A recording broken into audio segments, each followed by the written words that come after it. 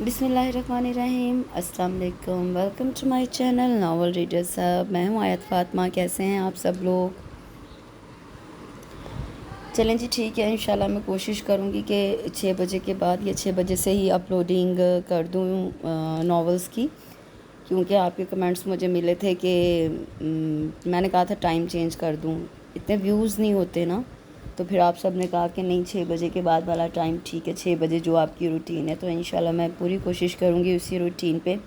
कभी कभी नेट दगा दे जाता है, अपलोडिंग रुक जाती है, वरना मेरी पूरी कोशिश होती है कि 6 बजे से पहले पहले ही हर चीज़ रेडी हो और स्केड्यूल्ड मैं कर देती हूँ इसको। फिर जब 6 बजते हैं तो ये साथ ही अपलोड हो जाता है। तो इसके साथ ही मेरे आप चैनल को लाइक शेयर सब्सक्राइब ज़रूर करें काइंडली। जो मेरे खामोश सब्सक्राइबर हैं वो भी थोड़ा सा आकर चिट चैट कर लिया करें, कमेंट बॉक्स में अपनी पसंद बता दिया करें। और इसके अलावा आज जो मैं नावल पढ़ूंगी वो बहुत ही खूबसूरत, one of the masterpiece of novels आप कह लें। नबीला अज़ीज़ का ये नावल है। नबीला अज़ीज़ आपको पता है रोमांटिक राइटर हैं, बहुत खूबसूरत इनकी स्टोरीज़ होती हैं, बहुत सबक आमूज़ जिसे आप कह लें। रोमांस के साथ साथ कोई ना कोई लेसन ज़रूर होता है। ये जो स्टोरी है ये विलेज बेस्ड स्टोरी है, बहुत ही खूबसूरत स्टोरी है। बिगड़ी हुई लड़की है और मजबूर गरीब सा हीरो है जो गांव से अपने भतीजे और भतीजियों को पालने की खातिर, क्योंकि उसके भाई की डेथ हो जाती है तो उनको पालने की खातिर गांव से शहर में जॉब के लिए आता है। तो हीरोइन की जो मदर हैं उनके ऑफिस में ये जॉब करता है। इतनी खूबसूरत स्टोरी है, बहुत प्यारा करैक्टर है हीरो का, बहुत प्यारा करैक्टर है हीरोइन की मदर का भी। और उसके साथ ही जो हीरोइन है वो भी आहिस्ता आहिस्ता सुधरती। बेसिकली वो इतनी ज़्यादा ज़िद्दी और इतनी ज़्यादा बदतमीज़ नहीं होती, लेकिन जो हालात हैं उसके हिसाब से उसे जो दिखाया गया है ना, वो थोड़ा सा उसको शो करता है कि ये थोड़ी बिगड़ी हुई है लेकिन दिल की बहुत अच्छी है। इतनी खूबसूरत ये स्टोरी है कि बस मेरा दिल कर रहा है कि मैं आपको, लेकिन क्या करूँ, थोड़ा बहुत तो बताना पड़ता है आप सबको कि चलो थोड़ा सा स्टोरी के मुतालिक आपको बताऊँ, आपका इंटरेस्ट डेवलप हो और आप इसको सुने। 2 पार्ट्स में ये नावल पढ़ूंगी क्योंकि ये काफ़ी लॉन्ग नावल है और एक दिन में ना मेरे से ये सारी रिकॉर्डिंग नहीं हो सकती। सो आप सबसे रिक्वेस्ट यही है कि थोड़ा सा कोऑपरेट करें। अगर आप पहला इसका हिस्सा सुन रहे हैं, पढ़ रहे हैं, काइंडली जब मैं दूसरा और आखिरी हिस्सा अपलोड करूँगी उस पर भी अपनी हाज़िरी ज़रूर लगाइएगा। तो चलिए स्टार्ट करते हैं। ये माहनामा किरण में आया था और अभी तक ये इतना पसंदीदा किए जाने वाला नावल है। तमाम लोग इसे अभी भी, मैं तो पता नहीं कितनी मरतबा पढ़ चुकी हूँ इसको, मेरी मदर इतनी मरतबा पढ़ चुकी हैं इसको। बहुत खूबसूरत नावल है। माए ना मुर्दा इश्क, पंजाबी का ये इसका टाइटल है, माए ना मुर्दा इश्क। तो नबीला अज़ीज़ का ये नावल, चलिए स्टार्ट करते हैं। उसने जुआ खेला था और जुआ एक ऐसा खेल है जिसके खिलाड़ी को पसंद नहीं नापसंद किया जाता है, वरना हर खेल के खिलाड़ी को लोग सर आंखों पर बिठाते हैं, उनसे बात करके फ़ख्र महसूस करते हैं, खुश होते हैं। मगर जुए के खिलाड़ी को, जिसे हरफ आम में जुआरी कहा जाता है, लोग पसंद करना तो दूर की बात, देखना भी गवारा नहीं करते, बल्कि नफ़रत और हकारत से मुँह फेर लेते हैं। आखिर क्यों? क्या वो खिलाड़ी नहीं, या फिर वो खेलता है वो खेल नहीं? इन सवालों के जवाब यकीनन वो मांगता अगर वो इस खेल को खेलकर खुश होता। बात तो ये थी कि वो ख़ुद भी ये जुआ खेलकर खुश नहीं था, बावजूद इसके कि वो कामयाब हुआ था और जुआ जीत गया था, मगर फिर भी हारा हुआ लग रहा था। उसके दोनों हाथ खाली थे, उसकी खाली आंखें खाली थी, उसका दिल खाली था। और जब सब कुछ खाली था तो फिर जीत कैसी? लेकिन जब उसने जुआ खेलना शुरू किया था तो अपने हाथों, अपनी आंखों और अपने दिल को मद्देनज़र नहीं रखा था, बस अपने आंगन को सामने रख कर खेल शुरू किया था। उस आंगन को जिसमें उसकी 2 बहनें, एक भावज, एक माँ, 2 भतीजे और एक भतीजी थी। उसे अपने आंगन के भरे पूरे होने की फ़िक्र थी।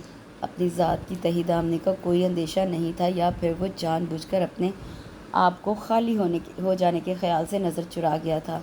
उसे अपनी ज़ात की कोई परवाह नहीं थी, मगर आज सब कुछ उसी ज़ात पर आ पड़ा था और उसकी अकेली ज़ात बिलबिला रही थी। दिल अलग हारे जाने पर दुहाइयाँ दे रहा था और وہ نہ اپنا ہارا ہوا دل کسی کو دکھا سکتا تھا، نہ ہی اپنی ذات کی تنہائی اور تہی دامنی بیان کر سکتا تھا، اور یہی بے بس کیفیت اسے اپنے آپ سے بھی بیزار کر رہی تھی۔ اسے کچھ سمجھ میں نہیں آ رہا تھا کہ آئندہ اپنی نام نہاد زندگی کا کیا کرے اور کیا ہوگا۔ اسی ذہنی کشمکش نے اس قدر شکنجے میں جکڑ رکھا تھا کہ اسے یہ بھی احساس نہیں تھا کہ وہ گزشتہ 2 گھنٹوں سے صحن کے وسط میں بچھی چارپائی پہ ایک ہی پوزیشن میں لیٹا ہوا ہے اور تکیہ بنا کے سر کے نیچے رکھے جانا والا بازو سن ہو گیا ہے۔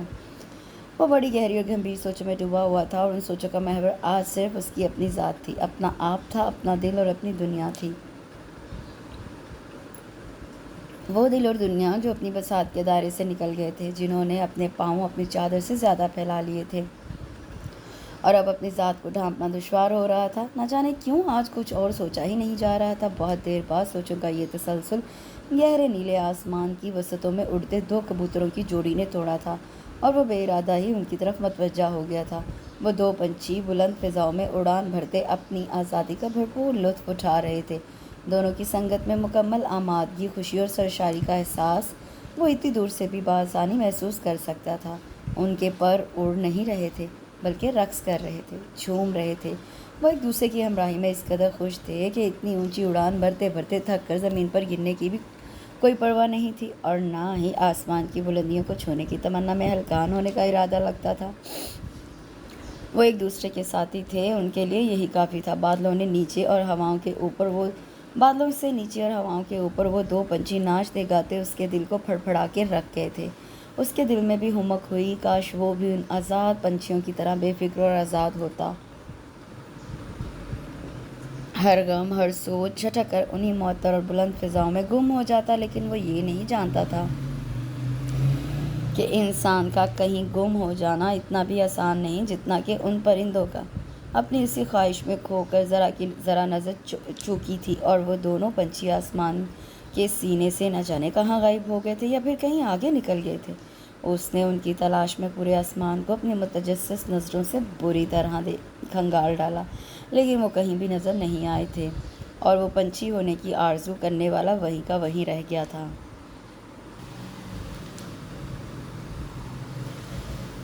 اب وہ تاحد نظر پھیلے نیل کو، آسمان کو مایوسی سے دیکھ رہا تھا۔ نظروں کا تجسس بجھ سا گیا تھا، جیسے نئے سرے سے کچھ کھو گیا ہو۔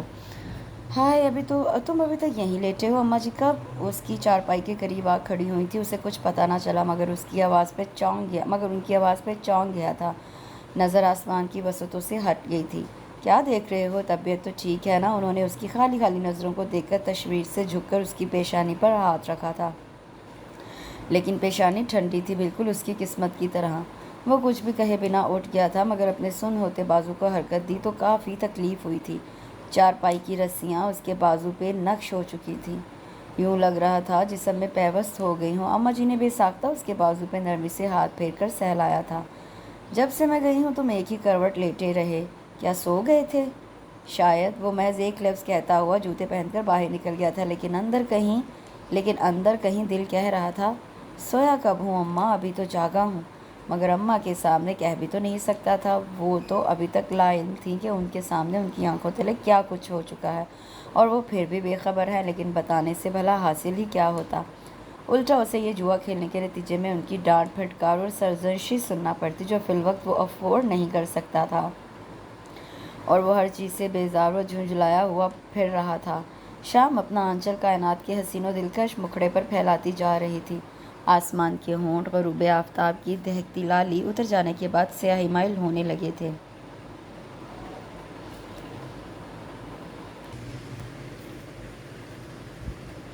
ماحول پہ چھانے والی تاریکی ہر دل کو اداسیوں سے بھرنے کے لیے تیار کھڑی تھی۔ پرندوں کی اڑانیں دھیمی پڑ چکی تھیں، اور جانور تھکن کے احساس سے اپنی گردنیں خم کر چکے تھے۔ وہ ابھی گلی میں ہی تھا جب مسجد میں مؤذن نے اذان دینے کے لیے اسپیکر کو ہلکے سے انگلی کی ضرب سے بجایا تھا۔ یہ اسپیکر کی کارکردگی چیک کرنے کا انداز ہوتا تھا کہ وہ صحیح کام کر رہا ہے یا نہیں۔ پھر گاؤں کے پرسکوت ماحول میں اذان کی پکار گونجی تھی۔ وہ تو پہلے ہی مسجد جانے کے لیے گھر سے نکلا تھا، اب اس پکار پر قدموں میں تیزی آ گئی تھی۔ اس کے علاوہ بھی کئی مرد حضرات بھی گھروں سے نکل چکے تھے۔ نماز ادا کرنے کی ہمک میں ان کے قدموں کی چاپ گلیوں سے ہوتی ہوئی مسجد کی سمت بڑھ رہی تھی۔ السلام علیکم، مسجد کے دروازے پہ ہی اسے عارف مل گیا تھا۔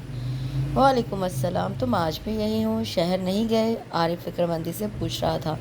دونوں کافی گہرے دوست تھے، گاؤں کے اسکول اور مدرسے سے لے کر کالج تک ساتھ ہی پڑھا تھا، اور دونوں ہی ایک دوسرے کے مزاج آشنا تھے۔ بھرجائی نے میکے جانا تھا، اس لیے مجھے روک لیا، صبح چلا جاؤں گا، چھٹی بھی ختم ہو چکی ہے۔ وہ عارف کو جواب دیتا جوتے اتار کر وضو کرنے کے لیے بنائی جانے والی جگہ پہ آ بیٹھا تھا، جہاں اور بھی لوگ وضو کرنے میں مصروف تھے۔ عارف بھی اس کے برابر بیٹھا وضو کر رہا تھا۔ تھوڑی دیر بعد نماز ادا کرنے کے لیے تمام صفیں کھڑی ہو گئی تھیں۔ مسجد کے امام صاحب سب سے آگے کھڑے تھے۔ دعا کے بعد نماز کی نیت باندھ لی گئی تھی۔ مسجد کے احاطے میں سب کے منہ سے ایک ساتھ ادا ہونے والی اللہ اکبر کی آواز نے دن رات کی گردش اور بے سکون دلوں کو ایک دم سے پرسکون کر دیا تھا۔ جیسے اللہ نے ہر ذی نفس پہ اپنی رحمت کا ہاتھ رکھ دیا ہو اور ہر ایک کو انجانا سا قرار آ جائے۔ اس وقت سب کے سامنے اللہ کی پاک ذات تھی اور اللہ کے سامنے اس کے بندے۔ صاحب آپ کو میڈم بلا رہی ہیں۔ وہ بھی سو کر اٹھا ہی تھا کہ میڈم کا پیغام رساں بھی پہنچ گیا تھا اور اسے سخت بیزاری اور الجھن ہوئی تھی۔ میں شاور لے لوں، پھر آتا ہوں، اس نے اپنی کوفت کو ضبط کرتے ہوئے آہستگی سے کہہ کر وارڈروب کھولا اور اپنے کپڑے نکالنے لگا۔ ملازم پیغام کا جواب لے کر وہاں سے جا چکا تھا۔ اس نے شاور لیا، کپڑے بدلے، بال سنوارے اور اپنے آپ کو میڈم کے کسی نئے حکم کے لیے تیار کرتا انیکسی کا احاطہ عبور کر کے بنگلے کے مرکزی حصے میں آ گیا تھا۔ یہ حصہ جنت کے ٹکڑے سے کم نہیں تھا۔ بے شک انیکسی بھی بے حد لگژری تھی، لیکن اس مرکزی حصے کی ترتیب و تعمیر پہ کروڑوں کی لاگت آ چکی تھی اور اس بنگلے کو ڈیکوریٹ کرنے کے لیے ہر ملک سے قیمتی اور نادر اشیاء کا استعمال کیا گیا تھا، اور اس کے لان کو سجانے کے لیے انواع اقسام کے پھول پودوں سے آرائش کی گئی تھی۔ اور حقیقتاً یہ لان اس قدر خوبصورت تھا کہ پہلی مرتبہ اس گھر میں داخل ہونے والا چند ثانیہ مبہوت ہو کے رہ جاتا اور پل کے جھپکانا بھول جاتا تھا۔ لیکن وہ جب پہلی بار یہاں آیا تھا تو مبہوت ہوا تھا اور نہ ہی آنکھیں پھیلا پھیلا کر اس کی خوبصورتی کا یقین کیا تھا، شاید اس لیے کہ وہ اس حقیقت کے یقین سے پہلے ہی مالا مال تھا۔ اسے گھر کے مکینوں سے مل کر ہی گھر کے در و دیوار کی مالیت کا اندازہ بآسانی ہو گیا تھا۔ وہ لان کی سیڑھیاں طے کرتا مضبوط چنیوٹی لکڑی کے دروازے کو دھکیل کر چمکتی دمکتی راہداری میں داخل ہو گیا تھا۔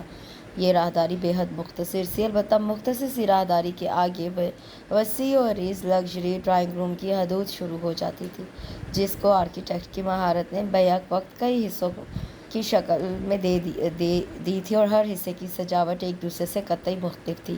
کہیں سندھی کلچر کی جھلک تھی تو کہیں امریکن سٹائل کی چھپ نظر آ رہی تھی۔ ابھی وہ ڈرائنگ روم میں داخل ہوا ہی تھا کہ ملازمہ بھی نازل ہو گئی تھی۔ صاحب، میڈم نے آپ کو ڈائننگ روم میں بلایا ہے۔ ملازمہ کی اطلاع پہ مجبوراً ڈائننگ روم کا رخ کرنا پڑا تھا۔ السلام علیکم، میڈم ناشتہ کرنے میں مصروف تھی۔ اس کے سلام کا جواب دے کر اپنے مقابل والی کرسی کی سمت اشارہ کیا۔ بیٹھو، آپ ناشتہ کر لیں، میں باہر آپ کا انتظار کر لیتا ہوں۔ ارے چھوڑو تکلف، بیٹھو میرے ساتھ، ناشتہ کرو، انہوں نے خفگی سے کہا اور دوبارہ ہاتھ کے اشارے سے بیٹھنے کا کہا۔ تھینکس، میں ناشتہ کر چکا ہوں۔ میڈم کے اس التفات سے بچنے کے لیے اسے صبح ہی صبح جھوٹ بولنا پڑا۔ اتنی جلدی؟ وہ حیران ہوئی۔ جی ابھی کر کے آیا ہوں۔ وہ کافی پرتکلف سے انداز میں بول رہا تھا۔ اچھا خیر چھوڑو، یہ بتاؤ کل رات تم اتنی دیر سے کیوں آئے تھے؟ گھر میں سب خیریت تھی نا؟ انداز اپنائیت سے لبریز تھا، بلکہ چھلکا پڑ رہا تھا۔ بس خیریت تھی، بے حد دو ٹوک جواب تھا۔ اب تو تمہارے سارے مسئلے حل ہو چکے ہیں، پھر اتنے اداس اور سنجیدہ سے کیوں ہو؟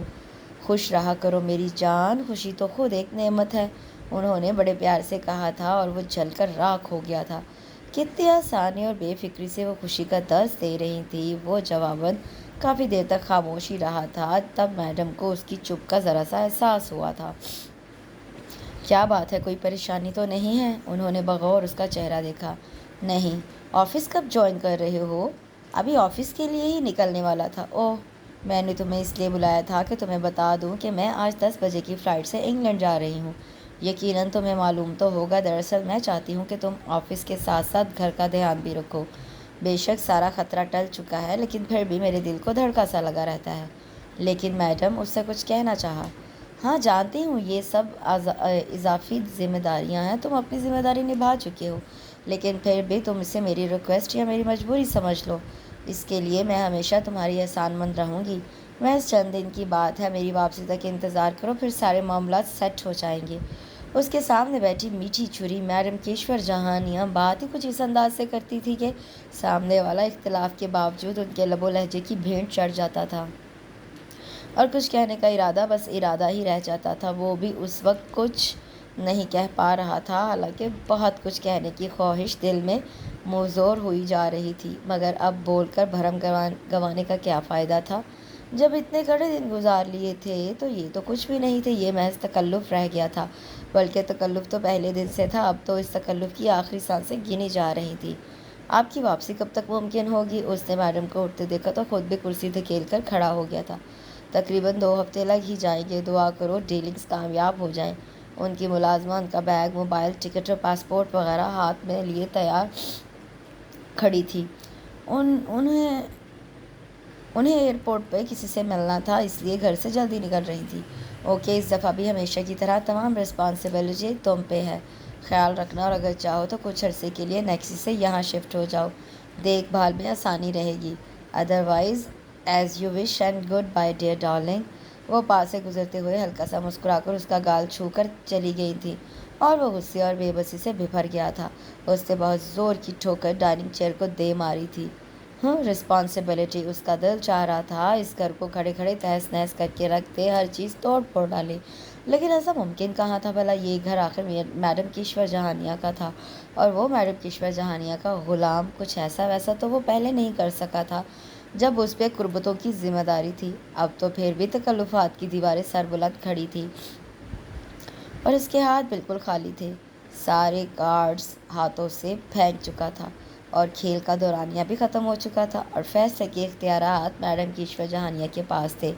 چاہے جوکر کو کنگ بنا دیتی، چاہے کوئن کو کنیز، یہ سب ان کی مرضی تھی۔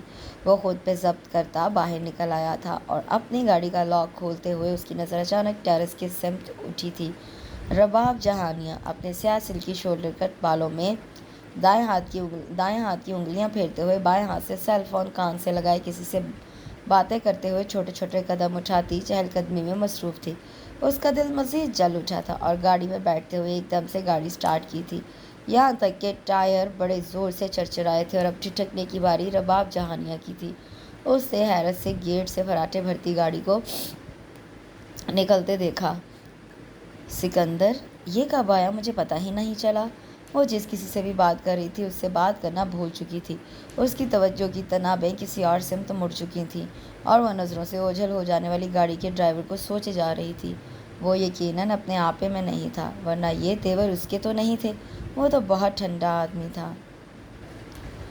اے رباب، رک، وہ دیکھ تیرا زاہد کھڑا ہے۔ اس کے برابر فرنٹ سیٹ پہ بیٹھی اس کی جگری یار کوکی نے بے ساختہ زور سے کہا تھا، اور رباب نے براؤن گلاسز کے باوجود تعجب آمیز نظروں سے کوکی کو دیکھا تھا۔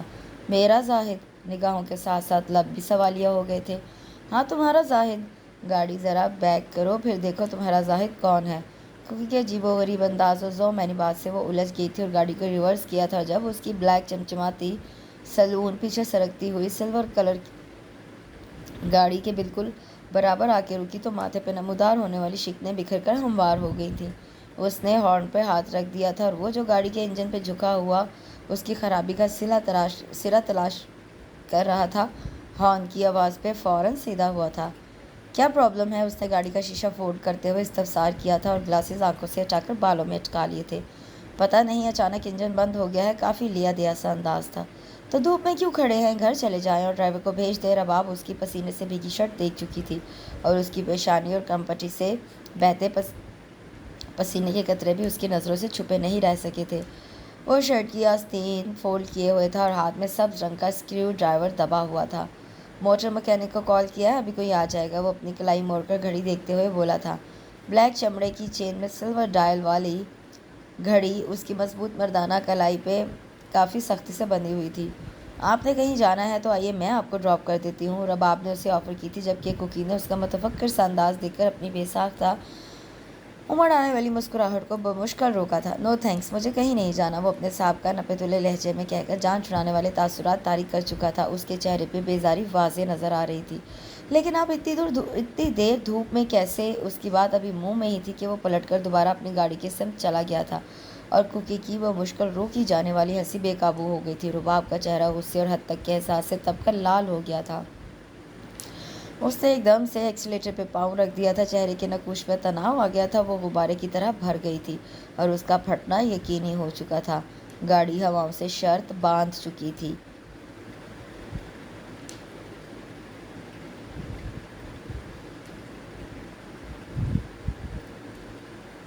تمہیں پتہ بھی ہے کہ وہ کتنا پارسا ہے، پھر بھی اسے آفر کر رہی ہو، وہ بھی دو لڑکیوں کی موجودگی میں۔ ویسے یار مجھے اس کی پارسائی کا یقین ہو گیا ہے، وہ سچ مچ بڑا پکا زاہد ہے۔ کوکی کی باتیں رباب کو مزید تپا رہی تھیں۔ اس نے گردن موڑ کر کوکی کو دیکھا تو وہ اس کے جارحانہ تیور دیکھ کر چپکی ہو بیٹھی تھی۔ کچھ کہہ کر ایکسیڈنٹ کروانے کا رسک نہیں لے سکتی تھی۔ گھر آ کر اس نے وہ اٹھا پٹک مچائی کہ کوکی نے کانوں پہ ہاتھ رکھ لیے تھے۔ وہ آتے ہی اپنی سینڈل، اپنا بیگ، اپنے گلاسز، اپنا سیل فون، حتیٰ کہ ڈرائنگ روم میں رکھے کوشنز اور کرسٹل کے قیمتی ڈیکوریشن پیسز بھی اٹھا کر ڈھیر کرتی جا رہی تھی۔ مجبوراً کوکی کو مداخلت کرنا پڑی تھی۔ آخر کس چیز کا غصہ ہے تمہیں؟ تم خود ہی تو کہتی ہو کہ تمہیں کسی چیز کی پرواہ نہیں ہوتی، تمہارے لیے تم خود اہم ہو، پھر یہ سب کیا ہے؟ کوکی نے اس کی دکھتی رگ پر ہاتھ رکھ دیا تھا۔ کوکی، مجھے کسی بھی چیز کی اب بھی پرواہ نہیں ہے، لیکن مجھے اس شخص کی پرواہ ہے۔ جتنی میں اپنے لیے اہم ہوں، اتنا ہی یہ شخص بھی میرے لیے اہم ہو چکا ہے۔ میں اس کے ایک جیسے رویے سے پاگل ہو جاتی ہوں۔ وہ کتنی آسانی سے مجھے اگنور کر دیتا ہے۔ مجھے سمجھ نہیں آتا کہ آخر کیا وجہ ہے کہ وہ کبھی بھی میری طرف متوجہ نہیں ہوا۔ کیا میں لڑکی نہیں ہوں یا پھر وہ مرد نہیں ہے؟ وہ یکدم پھٹ پڑی تھی اور کوکی کی رگیں شرارت بھڑک اٹھی۔ یہ تو تم دونوں کو ہی معلوم ہوگا کہ تم لڑکی نہیں ہو یا وہ مرد نہیں ہے۔ ویسے یار آپس کی بات ہے، مسئلہ کافی غور طلب ہے، یقیناً کوئی چکر۔ اسٹاپ اٹ ایڈیٹ، میں نے تمہیں مذاق اڑانے کا نہیں کہا، اس سے چیخ کر کہا۔ اوکے محترمہ، آپ چیخ چلا کر اپنے دل کی بھڑاس نکالیں، میں اپنے گھر چلتی ہوں، خواہ مجھے ساتھ لا کر ذلیل کیا۔ اللہ حافظ، کوکی آف موڈ کے ساتھ کہتی اپنے سینڈل پہن کر کھڑی ہو گئی تھی۔ دفعہ ہو جاؤ، وہ پیچھے سے چلائی۔ اسے پتہ تھا کہ کوکی کہیں نہیں جائے گی، اور سچ مچ وہ کہیں نہیں گئی تھی، بلکہ کچن میں جا کر ملازمہ سے کھانا لگوانے لگی، اور تھوڑی دیر بعد وہ دونوں کھانا کھا کر بیڈ روم میں بیٹھی باتیں کر رہی تھیں، اور وہ وہی زاہد نامہ کھول رکھا تھا جو آج کل رباب جہانیہ کی دھڑکنوں پہ چھایا ہوا تھا۔ وہ سوتے جاگتے اسے ہی سوچ رہی تھی، اور اپنی ان سوچوں کو وہ صرف کوکی کے سامنے کھول کے رکھ سکتی تھی۔ اپنی ماں یا پھر اس شخص کے سامنے کچھ کہنے کا اور اپنے جذبات کا اظہار کرنے کا اس میں قطعی حوصلہ نہیں تھا۔ نہ جانے انا آڑے آ جاتی تھی یا اپنی ذات کا بھرم روک لیتا تھا کہ وہ اتنی سرکش ہونے کے باوجود بے بس ہو جاتی تھی۔ اس شخص کی طرف سے انکار کا سوچ کر ہی اسے جھرجھری آ جاتی تھی۔ وہ آج کل مضطرب تھی، اضطراب اس کی انگلیوں کی پوروں سے رگوں میں بہتے لہو تک حلول کر گیا تھا، اسے اپنے ہی دل نے مشکل میں ڈال رکھا تھا۔ تم اپنی ماما سے بات کیوں نہیں کرتی؟ بالآخر کوکی بھی سنجیدہ ٹریک پہ آ گئی تھی۔ ماما سے بات کروں گی تو کیا؟ اگر وہ خود ہی انکاری ہو گیا تو پھر میرا بھرم بھی ٹوٹے گا، اور یہ کم بخت بھی۔ اس نے اپنے دل پہ ہاتھ رکھا جو اس کے سینے میں رہ کر بھی کسی اور کے لیے دھڑکتا تھا۔ کچھ عرصے سے اس کی تال ہی بدلی ہوئی تھی، دھڑکنوں میں کسی کا نام رقص کرتا تھا۔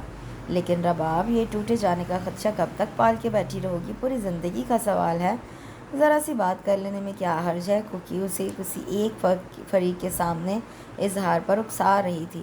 وہ سب بھی ٹھیک ہے، لیکن کوکی، اگر اس کے دل میں بھی میرے لیے کوئی نم گوشہ ہوتا تو وہ ضرور کچھ تو کہتا، کوئی اظہار ہی کر دیتا، کوئی ہلکا سا اشارہ ہی دے دیتا، کم از کم نظروں سے ہی کچھ کہہ دیتا۔ لیکن وہ کہتا بھی کیسے؟ اس نے تو کبھی مجھے نظر بھر کے دیکھا بھی نہیں، بھلا اشارہ کیسے دیتا؟ وہ خود ہی افسردگی سے سوال جواب کر رہی تھی۔ کوکی کا ٹریک پھر سے نان سیریس ہو گیا تھا۔ تو تمہیں نظر بھر کے نہ دیکھنے کا افسوس ہے؟ ہاں کوکی، افسوس ہوتا ہے، وہ بھی اس شخص کے نہ دیکھنے کا جس کے سوا ہمیں کچھ دکھائی ہی نہیں دیتا، جس کے سوا ہم کسی اور کو دیکھنا اپنی نظر کا زیاں سمجھتے ہیں، اور جس کو دیکھنے کے لیے ہماری سیدھی سادی نظریں بار بار بھٹک جاتی ہیں۔ میں بیٹھے بیٹھے اسے نہ جانے کتنی بار دیکھ لیتی ہوں، اس کے چہرے کا ایک ایک نقش میرے دل پہ نقش ہو چکا ہے، اور اس کے بازو پہ لگے اسٹیچز کے نشان مجھے ازبر ہیں۔ اس کی ہر حرکت سے واقف ہوں، اور ایسے میں جب وہ مجھے ہی دیکھنے سے گریز کرتا ہے تو بڑی تکلیف ہوتی ہے، مگر میں چاہتی ہوں وہ بھی مجھے میری طرح ہی بے قرار نظروں سے دیکھے، اور مجھے دیکھ کر اسے قرار آ جائے، اس کا سکون میری ذات سے وابستہ ہو، سانس میں لوں اور جیے وہ۔ کہتے کہتے رباب کا لہجہ جذبات کے گداز سے معمور ہو گیا تھا، کیونکہ اس کی شدت کی گہرائی کی چھلک دیکھ چکی تھی جب ہی ہلکا سا کنکر پھینکا تھا۔ اگر تمہاری ماما یا پھر اس زاہد کی طرف سے کوئی رکاوٹ پیدا ہوئی تو دونوں میں سے کسی ایک نے یا پھر دونوں نے ہی اختلاف کیا تو کوکی اس منہ زور ندی کی شوریدہ سری دیکھنا چاہتی تھی۔ میری زندگی اس شخص کی سانسوں میں ہے اور اس سے آگے سوچنا میں نے چھوڑ دیا ہے۔ رباب کا لہجہ اس دفعہ بے حد مضبوط تھا اور کوکی چپ ہو کے رہ گئی تھی کیونکہ اس ندی کی شوریدہ سری میں پاگل ہو جانے یا پاگل کر دینے کے اٹل عزائم تھے۔ یوں لگتا تھا جیسے پورے شہر میں نو ویکینسی کے بورڈ آویزاں ہو گئے ہوں، کسی کو کسی ملازم کی ضرورت ہی نہ رہی ہو، جیسے لوگوں نے اپنے کام خود کرنا شروع کر دیے ہوں یا پھر کوئی کام کرنے کے لیے رہا ہی نہ ہو، اور روزگار کی تلاش میں نکلنے والوں کے لیے مایوسی ان کا نصیب بنی کھڑی تھی۔ جس کے ہاتھ میں بیلچہ اور تیشہ تھا وہ بھی بے روزگار تھا، اور جس کے ہاتھ میں ڈگریوں سے بھری فائل اور ذہانت کی صنعت تھی وہ بھی بے روزگار اور بیکار پھر رہا تھا، اور ان بے روزگاروں میں وہ بھی شامل تھا۔ وہ بھی صبح 7 بجے نکلتا اور رات گئے تک نوکری کی تلاش میں سرگردہ رہتا تھا۔ اس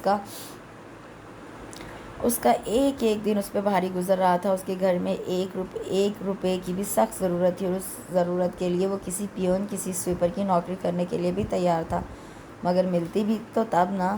ہر دن کے اختتام پہ وہ اس قدر فرسٹریشن کا شکار ہو جاتا تھا کہ اپنی فائل کو پھاڑ کر پھینک دینے کو جی چاہتا تھا، اور وہ ایسا کر بھی گزرتا اگر اسی فائل سے نوکری ملنے کی آس نہ بندھی ہوتی۔ 1-2 جگہ پہ انٹرویو بھی دے چکا تھا، مگر پیدل چلتے چلتے وہ نہ جانے کتنی دور آ گیا تھا کہ اسے اتنی مسافت طے کرنے کا احساس ہی نہ ہوا تھا، لیکن لاشعوری طور پر یقیناً وہ تھک چکا تھا جب ہی بے دھیانی کے باوجود فٹ پاتھ پہ بیٹھ گیا اور ہاتھ پہ پکڑی فائل سائڈ پہ رکھ دی۔ چہرہ جھکا ہوا تھا اور نظر اپنے سیاہ بوٹوں پہ تھی جو گرد آلود ہو رہے تھے، اور وہ اسی گرد کو دیکھے گیا۔ انسان کا اور دھول کا رشتہ کیسا ہے آخر؟ زندہ ہو تو قدموں سے لپٹی رہتی ہے، مر جائے تو چہرے پہ آ جاتی ہے۔ پہلے انسان دھول کو رونتا ہے، پھر دھول انسان کو رونتی ہے۔ ایسا کیوں ہے؟ یہ تعلق کیسا ہے؟ وہ عجیب سی بات میں الجھنے لگا تھا۔ ہوا بہت تیز ہو رہی تھی اور سائے ڈھل رہے تھے۔ سڑکوں پہ گہما گہمی بڑھ رہی تھی، مگر یہ سڑک معروف شاہراہ نہیں تھی، اس لیے گاڑیوں کا گزر شاذ و نادر ہی ہو رہا تھا، لیکن پھر بھی جو گزر رہی تھی وہ تیز ہوا کی وجہ سے کچھ زیادہ ہی دھول اڑا رہی تھی۔ یہ الگ بات تھی کہ دھول اتنی تھی نہیں جتنی وہ محسوس کر رہا تھا۔ کچھ دور گاڑی کے ٹائر چرچرائے تھے اور پھر نسوانی آوازوں اور کھلکھلاہٹوں کی کھنک فضا میں شریک ہونے لگی تھی۔ اس نے یوں ہی سرسری انداز سے سر اٹھا کر آوازوں کے تعاقب میں دیکھا تھا۔ کچھ فاصلے پہ 2 گاڑیاں کھڑی تھیں اور ایک گاڑی کے بونٹ پہ 3-4 لڑکیاں بڑے آزادانہ انداز میں بیٹھی تھیں۔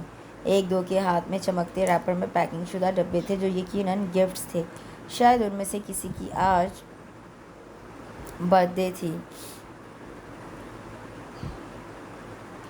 اور وہ یہاں شہر کے ہنگاموں سے دور برتھ ڈے سیلیبریٹ کرنے کی غرض سے آئی تھیں۔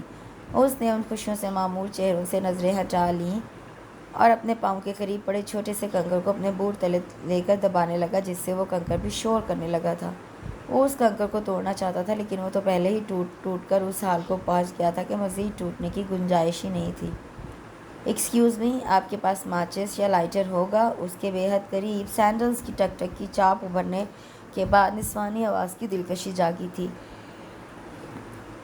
اس کی نظر اپنے بوٹوں سے ہٹ چکی تھی کیونکہ اب عین سامنے وائٹ کلر کی باریک ڈوریوں والے سینڈل میں مقید نازک گداز گلابی پاؤں تھے جن کے ناخنوں پہ پنک کیوٹکس کی گلابیاں بھی ماند لگ رہی تھیں۔ ہیلو، میں آپ سے مخاطب ہوں مسٹر، آپ کے پاس ماچس یا لائٹر ہوگا؟ اس نے اس کی آنکھوں کے سامنے ذرا سا جھک کر چٹکی بجائی تھی۔ اب کی بار وہ اس کے مخروطی ہاتھوں کی خوبصورتی سے بہلا تھا اور چند سیکنڈ کے توقف سے سر اٹھا کر اس کی جھنجھلائی ہوئی صورت دیکھی تھی جو یقیناً پیچ و تاب کھا رہی تھی۔ کیا آپ بول سکتے ہیں؟ وہ جو اس گہری خاموشی سے خوف زدہ ہو رہی تھی ذرا چبا کر بولی۔ یقیناً، وہ عجیب سے لہجے میں بولا تھا۔ وہ چونکی تھی۔ تو پھر آپ جواب کیوں نہیں دے رہے؟ جو ضرورت آپ کو میرے پاس لے کر آئی ہے وہ میں پوری نہیں کر سکتا کیونکہ میں سگریٹ نہیں پیتا۔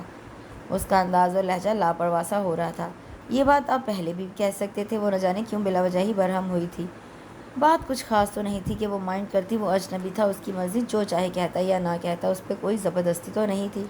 آپ امیر لوگ جی حضوری ہی کیوں سننا چاہتے ہیں؟ یہاں تک کہ اجنبیوں سے بھی۔ یکدم اس کا لہجہ تلخ ہوا تھا، وہ حیرت سے اسے دیکھنے لگی تھی اور وہ اسے طنز کا پتھر مار کر دوبارہ سے سر جھکا کر اپنے سابقہ مشغلے میں مصروف ہو چکا تھا۔ پاؤں کے نیچے کنکر کی شامت آئی ہوئی تھی اور رباب جہانیہ اس عجیب سے شخص کے جھکے ہوئے سر اور بے نیاز انداز کو دیکھ کر بلکہ گھور کے رہ گئی تھی اور پاؤں پٹک کر مڑ گئی تھی۔ آج اس کا برتھ ڈے تھا اور کوکی اپنے فرینڈس کے ساتھ اسے وش کرنے آئی تھی۔ پھر بیٹھے بیٹھے گھر سے باہر سیلیبریشن کا پروگرام بن گیا تھا اور آتے ہوئے بیکری سے کیک بھی پیک کروا لیا تھا، لیکن کینڈل کی رسم نبھانے کے جوش میں کوکی نے ہی رباب کو فٹ پاتھ پر چند گز کے فاصلے پہ بیٹھے آدمی سے ماچس یا لائٹر مانگنے کے لیے دھکیلا تھا، تاہم رباب نے اسے ٹوکا بھی نہیں تھا۔ کینڈل جلانا اتنا ضروری تو نہیں تھا، مگر کوکی کا کہنا تھا کہ جب تک شمع کو گل نہ کیا جائے تالیوں کا مزہ نہیں آتا، اور کوکی کے مزے کو دوبالا کرنے کے لیے رباب اس آدمی کے ہاتھوں بے مزہ ہو گئی تھی۔ واپس آئی تو موڈ خاصا بگڑ چکا تھا۔ کیا اسے منانے بیٹھ گئی تھی؟ کوکی نے گھورا۔ پتہ نہیں کیسا سڑیل سا آدمی ہے، بات بھی یوں کر رہا تھا جیسے پتھر مار رہا ہو۔ وہ غصے سے بڑبڑائی تھی، لیکن کچھ دیر بعد کیک کاٹتے ہوئے اس کا دھیان اس کی طرف سے ہٹ چکا تھا۔ لیکن جب وہ کوکی کے برابر بونٹ پہ چڑھ کے بیٹھی تو نظریں بے ساختہ سامنے کی طرف اٹھ گئی تھی۔ وہ جھک کر اپنی فائل اٹھا رہا تھا اور یوں ہی سر جھکائے ڈھیلے ڈھالے قدموں سے واپسی کے لیے مڑ گیا تھا۔ شام کی سیاہیاں پورے ماحول کے کینوس پہ بڑی سبک رفتاری سے پھیلنے لگی تھیں، لیکن یوں لگ رہا تھا اس سیاہی کا اثر اس شخص پہ کچھ زیادہ ہی اثر انداز ہو رہا تھا۔ مایوسی اس کے قدم قدم سے لپٹی ہوئی تھی، وہ اس کی پشت کو گھورتی رہ گئی تھی اور وہ اوچھل ہو گیا تھا۔ وہ عصر کی نماز پڑھ کے آیا تو عارف کی پریشان صورت نظر آئی تھی، جس پہ اس نے چھوٹتے ہی تشویش کا اظہار کیا تھا۔ کیا ہوا؟ پریشان کیوں ہو؟ خیریت ہے نا؟ اس نے عارف کے کندھے پہ ہاتھ رکھا تھا۔ گاؤں سے تمہاری اماں جی کا فون آیا تھا، گڈی سیڑھیوں سے گر گئی تھی، اسپتال میں ہے، اس کے بازو پہ چوٹ آئی ہے، شاید فریکچر وغیرہ ہو گیا ہے۔ عارف کی بات سن کر اس کے قدموں کے نیچے سے زمین کھسک گئی تھی۔ کھلی آنکھوں کے سامنے اندھیرا چھا گیا تھا۔ وہ اپنے گھر والوں کے سر درد کے لیے ڈسپرین افورڈ نہیں کر سکتا تھا، یہ تو پھر فریکچر تھا، اور اس پہ دوہری اذیت کی گڈی کی چھوٹی سی جان پہ تکلیف کا اتنا بڑا عذاب آن پڑا تھا، وہ سوچ کر ہی لرز گیا تھا۔ گڈی میں تو ویسے ہی اس کی جان تھی۔ اور کیا کہہ رہی تھی اماں؟ اس نے کھوکھلے سے لہجے میں پوچھا۔ تمہیں بلایا ہے، کہہ رہی تھی بچائی کی طبیعت بھی کچھ ٹھیک نہیں، گڈی کو دیکھ کے پھر سے حوصلہ ہار گئی ہیں۔ عارف اس کی حالت سمجھتا تھا، اس لیے بے حد آہستگی سے بتا رہا تھا۔ ہاں، ہارنے کے سوا ہم لوگ اور کر ہی کیا سکتے ہیں، یا تو حوصلے ہار دیتے ہیں یا پھر اپنی زندگیاں۔ اس نے سر سے ٹوپی اتار کر بیڈ پہ پٹک ڈالی تھی اور خود بھی وہیں ڈھیر ہو گیا تھا۔ تم بیٹھے ہو، جانا نہیں ہے کیا؟ ٹائم دیکھو، پہنچو گے کب؟ عارف کو شاید اس سے بھی زیادہ پریشانی ہو رہی تھی۔ جواباً اس نے جن نظروں سے عارف کو دیکھا وہ سمجھ گیا تھا۔ دیکھو یار، اچھے برے حالات میں ادھار بھی چل جاتا ہے، تو مجھ سے چند روز کے لیے روپے ادھار لے لو، جب نوکری مل جائے واپس کر دینا۔ عارف بڑے صباؤ سے اسے مشورہ بھی دیا اور آفر بھی کر ڈالی تھی۔ میں اس بات کا قائل نہیں ہوں، مجھے کوئی اور حل بتاؤ، اس نے انکار کر دیا۔ الماری میں میرے روپے رکھے ہیں، چوری کر لو یا پھر ساتھ والے کمرے سے کچھ چرا لو۔ کافی امیر لڑکے ہیں، سونے کی چین، انگوٹھیاں، موبائلز تو مل ہی جائیں گے، چرا کے بیچ آؤ، کافی رقم مل جائے گی، سارا مسئلہ حل ہو جائے گا۔ عارف نے تقریباً استہزائیہ انداز اپناتے ہوئے کہا تھا اور وہ لب بھینچ کر اپنے اندر کے ابال کو ضبط کرنے کی کوشش کرنے لگا تھا، تاہم مضبوط سینے کے اس پار بیٹھا بے بس دل اپنی گڈی کی تکلیف پہ تڑپ رہا تھا۔ جی چاہ رہا تھا ایک سیکنڈ کی تاخیر کیے بنا ہی اس کے پاس پہنچ جائے اور اس کا تمام درد اپنی ذات پہ لے لے۔ آخر وہ اس کی شہزادی تھی، وہ اگر گھر پہ ہوتا تو اسے اپنے سینے پہ سلاتا تھا، اور وہ بھی دن بھر چاچو چاچو پکارتے نہیں تھکتی تھی۔ دیکھو، میں سچ مچ تمہیں ادھار دے رہا ہوں، یہ رقم میں نے فلیٹ کے کرائے کے لیے رکھی ہوئی تھی کہ ہر مہینے آسانی سے دیتا رہوں گا، جب تمہارے پاس ہوئی تم واپس کر دینا۔ ابھی تو سب سے زیادہ ضروری چیز گڈی کا علاج ہے، تم یوں بھی مجھ سے غیرت برت رکھ کر دیر مت کرو، یہ ادھار کا لین دین تو ہماری ماؤں کے درمیان بھی چلتا رہتا ہے۔ میری اماں نے تمہاری اماں سے نہ جانے کتنی بار ادھار لیا اور واپس کیا ہے، کیا ہم اپنی ماؤں سے زیادہ اونچی ناک والے ہیں، یا پھر ایسا کرنے سے ہماری شان میں کمی آ جائے گی؟ عارف اسے سمجھا رہا تھا اور وہ عارف کے بے حد اصرار اور مجبور کرنے پہ اس سے رقم ادھار لے کر گاؤں روانہ ہو گیا تھا۔ وہ اپنے دوست کے اتنے خلوص اور اپنائیت پہ دل ہی دل میں مشکور ہو رہا تھا۔ چاچو، میرے درد، میرا خون، امی روئیے۔ گڈی نے ہوش میں آتے ہی جب اسے دیکھا تو فوراً سسکتے ہوئے اپنی تکلیف بتائی کہ مجھے چوٹ آئی، درد ہوا اور خون بھی بہا اور امی بھی روتی رہی ہیں۔ وہ بے اختیار جھک کر اسے پیار کرنے لگا تھا۔ اس کے ماتھے اور بازو پہ پٹیاں بندھی ہوئی تھی اور چھوٹے سے ہاتھ پہ ڈرپ لگی ہوئی تھی۔ ڈاکٹر سے دوائی لیں گے تو ذرا بھی درد نہیں ہوگا۔ نہیں چاچو درد ہے، وہ ہے کو اے بولتی تھی، ابھی اس کے چند الفاظ ہی واضح ہوتے تھے، باقی الفاظ جیسے آسان لگتا بول دیتی تھی۔ اب انہیں ہوگا ہم درد کو مار کر بھگا دیں گے۔ وہ اس کے چھوٹے چھوٹے بالوں کو سہلا رہا تھا۔ کاشی مارتا ہے؟ ہاں کاشی کو بھی ماریں گے۔ وہ میری گڑیا کو چھت پہ کیوں لے کر گیا؟ چاچو چھت پہ چڑیا بچے۔ اس کی بات پہ سے بے ساختہ پیار آیا تھا۔ تھوڑی دیر بعد وہ سو گئی تھی۔ وہ اس کے بیڈ سے اٹھ کے اماں اور بھرجائی کے پاس آ گیا تھا۔ آپ دونوں گھر چلی جائیں، میں یہاں رک جاتا ہوں، اب وہ پہلے سے بہتر ہے، زیادہ پریشانی کی بات نہیں ہے۔ اس نے کرسی پہ چپ بیٹھی بھرجائی کو دیکھا اور اماں کو اشارہ کیا تھا۔ نہیں تم تھکے ہوئے آئے ہو، گھر جا کر نہا دھو کر کھانا کھاؤ پھر آ جانا، بھرجائی نے اسے مشورہ دیا۔ بھرجائی کیا آپ کو گڈی ہم سے زیادہ عزیز ہے؟ کیا میں اس کا خیال نہیں رکھ سکتا؟ وہ جانتا تھا کہ ایموشنل ہوئے بغیر وہ وہاں سے نہیں جائیں گی۔ اس کی بات پہ فوراً نفی میں گردن ہلائی تھی۔ ایسی بات نہیں ہے، لیکن تم جانتے ہو بچہ ماں کے بغیر کیسے سنبھل سکتا ہے؟ انہوں نے توجہ پیش کی۔ اور آپ بھی جانتی ہیں کہ وہ آپ سے زیادہ میرے پاس آسانی سے بہل جاتی ہے، اس لیے سنبھالنے اور دیکھ بھال کے جواز فضول ہے۔ آپ اماں کے ساتھ گھر چلی جائیں، کل آ جائیے گا۔ اماں آپ انہیں بھی اپنے ساتھ لے جائیں۔ وہ بہلا پھسلا کر انہیں رضامند کر چکا تھا، لیکن جانے سے پہلے بھرجائی پھر روحانسی ہونے لگی تھی۔ بھرجائی اپنے آپ کو سنبھالیں، آپ کے آنسو ہمیں بھی کمزور کر دیتے ہیں۔ خاموشی سے بیٹھے دکھ پھر سے چیخ اٹھتے ہیں، اور اب تو اتنے نڈھال ہو چکے ہیں کہ ایک آنسو بھی نہیں دیکھا جاتا۔ بس کریں، اپنے بچوں کے لیے دعا کریں، گھر پہ کاشی اور فانی بھی آپ کے لیے اداس ہو رہے ہوں گے۔ وہ بھرجائی کو کندھوں سے تھام کر تسلی دیتے ہوئے سمجھا رہا تھا۔ بالآخر وہ چلی ہی گئی تھی اور وہ ڈاکٹر سے مل کر گڈی کی کنڈیشن معلوم کرنے لگا، جس کے مطابق اس کے بازو کی ہڈی بہت جلد جڑ جانے کے امکان تھے، کیونکہ ابھی وہ کافی چھوٹی تھی اور ہڈیاں نرم تھیں۔ دواؤں کے متواتر استعمال اور احتیاط رکھنے سے یہ کام مزید آسان ہو سکتا تھا۔ ڈاکٹر کی تمام ہدایات سننے کے بعد وہ واپس اس کے بیڈ کے پاس رکھی کرسی پر آ بیٹھا تھا۔ وہ پلکیں مندے سو رہی تھی۔ بھائی چائے لے آؤں؟ امبرین باورچی خانے سے نکل کر اس کے قریب آ گئی تھی۔ وہ کاشی اور فانی کو لے کر ابھی گھر میں داخل ہوا تھا۔ نہیں بھائی، میں نماز پڑھنے جا رہا ہوں، ان دونوں کو بٹھاؤ اندر اور کپڑے چینج کرو ان کے۔ اب تم لوگ گلی میں کھیلنے کے لیے نکلے تو پٹ جاؤ گے مجھ سے، حلیہ دیکھا ہے اپنا؟ وہ کاشی اور فانی کو دونوں کو ڈپٹ کر کہہ رہا تھا۔ وہ لوگ گڈی کو آج ہی ڈسچارج کروا کے لائے تھے اور وہ دونوں گھر والوں کی غفلت کا بھرپور فائدہ اٹھاتے ہوئے اپنے ہی موج مستیوں میں اڑے پھر رہے تھے۔ شرارتوں کی حد دونوں پہ ختم تھی۔ باز آ جانا سیکھا ہی نہیں تھا، محلے والوں کے بھی ناک میں دم کر دیتے تھے اور محلے کی ہر دوسری عورت ان کی شکایت لے کر آ رہی ہوتی تھی۔ وہ ان کو امبرین کی نگرانی میں دیکھ کر خود نماز پڑھنے کے لیے چلا گیا تھا۔ نماز پڑھ کے واپس آیا تو امبرین بیچاری ہانپ رہی تھی۔ وہ کبھی چھت پہ چڑھ جاتے، کبھی کمرے میں چھپ جاتے۔ بھرجائی اور ناجیہ نے بھی امبرین کی کوششوں میں حصہ لیا تھا۔ ہم دونوں خود نہائیں گے، سیڑھیوں پہ کھڑے فانی نے شرط رکھی تھی، تاکہ شام تک غسل خانے سے ہی نہ نکلو۔ امبرین نے گھورا تھا۔ آپ کو اس سے کیا، چاہے ہم ساری رات نہاتے رہے، آؤ تمہیں ساری رات میں نہلاتا ہوں۔ اس کی اچانک آمد اور آواز پہ جہاں امبرین نے سکھ کا سانس لیا، وہیں ان دونوں کی شرائط ہوا ہو گئی تھی۔ چاچو وہ ہم تو نیچے آؤ، دونوں دیکھتا ہوں کتنی دیر نہاتے ہو۔ اس کے سخت لہجے پہ دونوں مرے مرے قدم اٹھاتے نیچے آ گئے تھے، اور وہ اپنی قمیض کی آستین فولڈ کر کے تولیہ غسل خانے کی دیوار پر رکھتے ہوئے انہیں لے کر نہلانے گھس گیا تھا۔ باہر چارپائی پہ لیٹی گڈی اپنی تکلیف بھول بھال کر ان دونوں کی درگت پہ خوش ہو رہی تھی۔ وہ دونوں اکثر جیلس ہوتے تھے کہ چاچو ان سے زیادہ گڈی سے پیار کرتے ہیں، لیکن وہ یہ نہیں جانتے تھے کہ اس کے لیے تو وہ تینوں ہی برابر تھے، آخر تینوں ہی اس کی بھائی کی اولاد تھے۔ آپ کو عارف بھائی نے فون پہ بلایا ہے۔ باہر دروازے پہ عارف کے چھوٹے بھائی نجف نے دستک دے کر پیغام بھی دیا تھا، اور وہ تیزی سے اپنے گھر سے نکل آیا تھا۔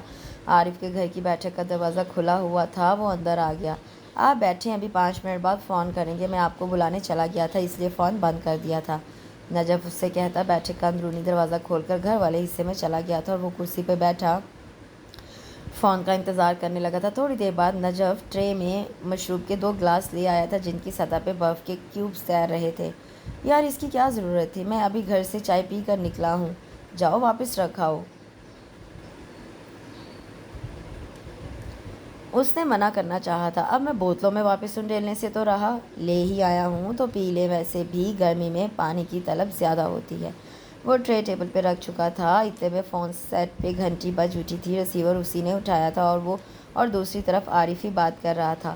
तुम कल सुबह ही वापस आ जाओ। खैर खैरियत और दुआ सलाम के बाद आरिफ ने उजलत से कहा। क्यों? वही आम सा फितरी सवाल उठा। तेरी जॉब के चांसेस लग रहे हैं। आज के अखबार में 2 अच्छी कंपनियों की तरफ से ज़रूरत है का इश्तिहार लगा है। एक कंपनी को मैं भी जानता हूँ, मेरा कज़न भी उसी कंपनी में एक ब्रांच में काम करता है। हो सकता है उसकी ही कोई सिफारिश चल जाए। आरिफ उसके लिए मुतफक्कर हो रहा था। आरिफ, तुम अच्छी तरह जानते हो कि ज़रूरत है का इश्तिहार देने वालों को ज़रूरत होती नहीं, बस वो दूसरों की ज़रूरत है का तमाशा देखने के लिए इश्तिहार देते हैं कि कौन गुर्बत से बदहवास होकर किस हाल में उनके सिमत दौड़ता है और नौकरी के लिए एड़ियाँ रगड़ता है, और वो लुत्फ़अंदोज़ होते हैं। उसने ज़हरखंद लहजे में कहते हुए आरिफ की बात झुटलाई थी। यार, ट्राई कर लेने में क्या हर्ज है, उससे समझाया। हालांकि तुम जानते हो ट्राई हम नहीं करते बल्कि वो लोग अमीर लोग करते हैं।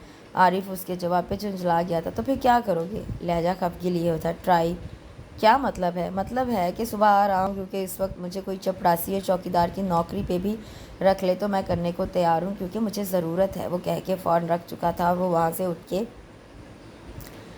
बाहर निकल आया था। पीछे नजफ आवाज़ें देता रह गया था। उसने जैसे सुनी अनसुनी कर दी थी।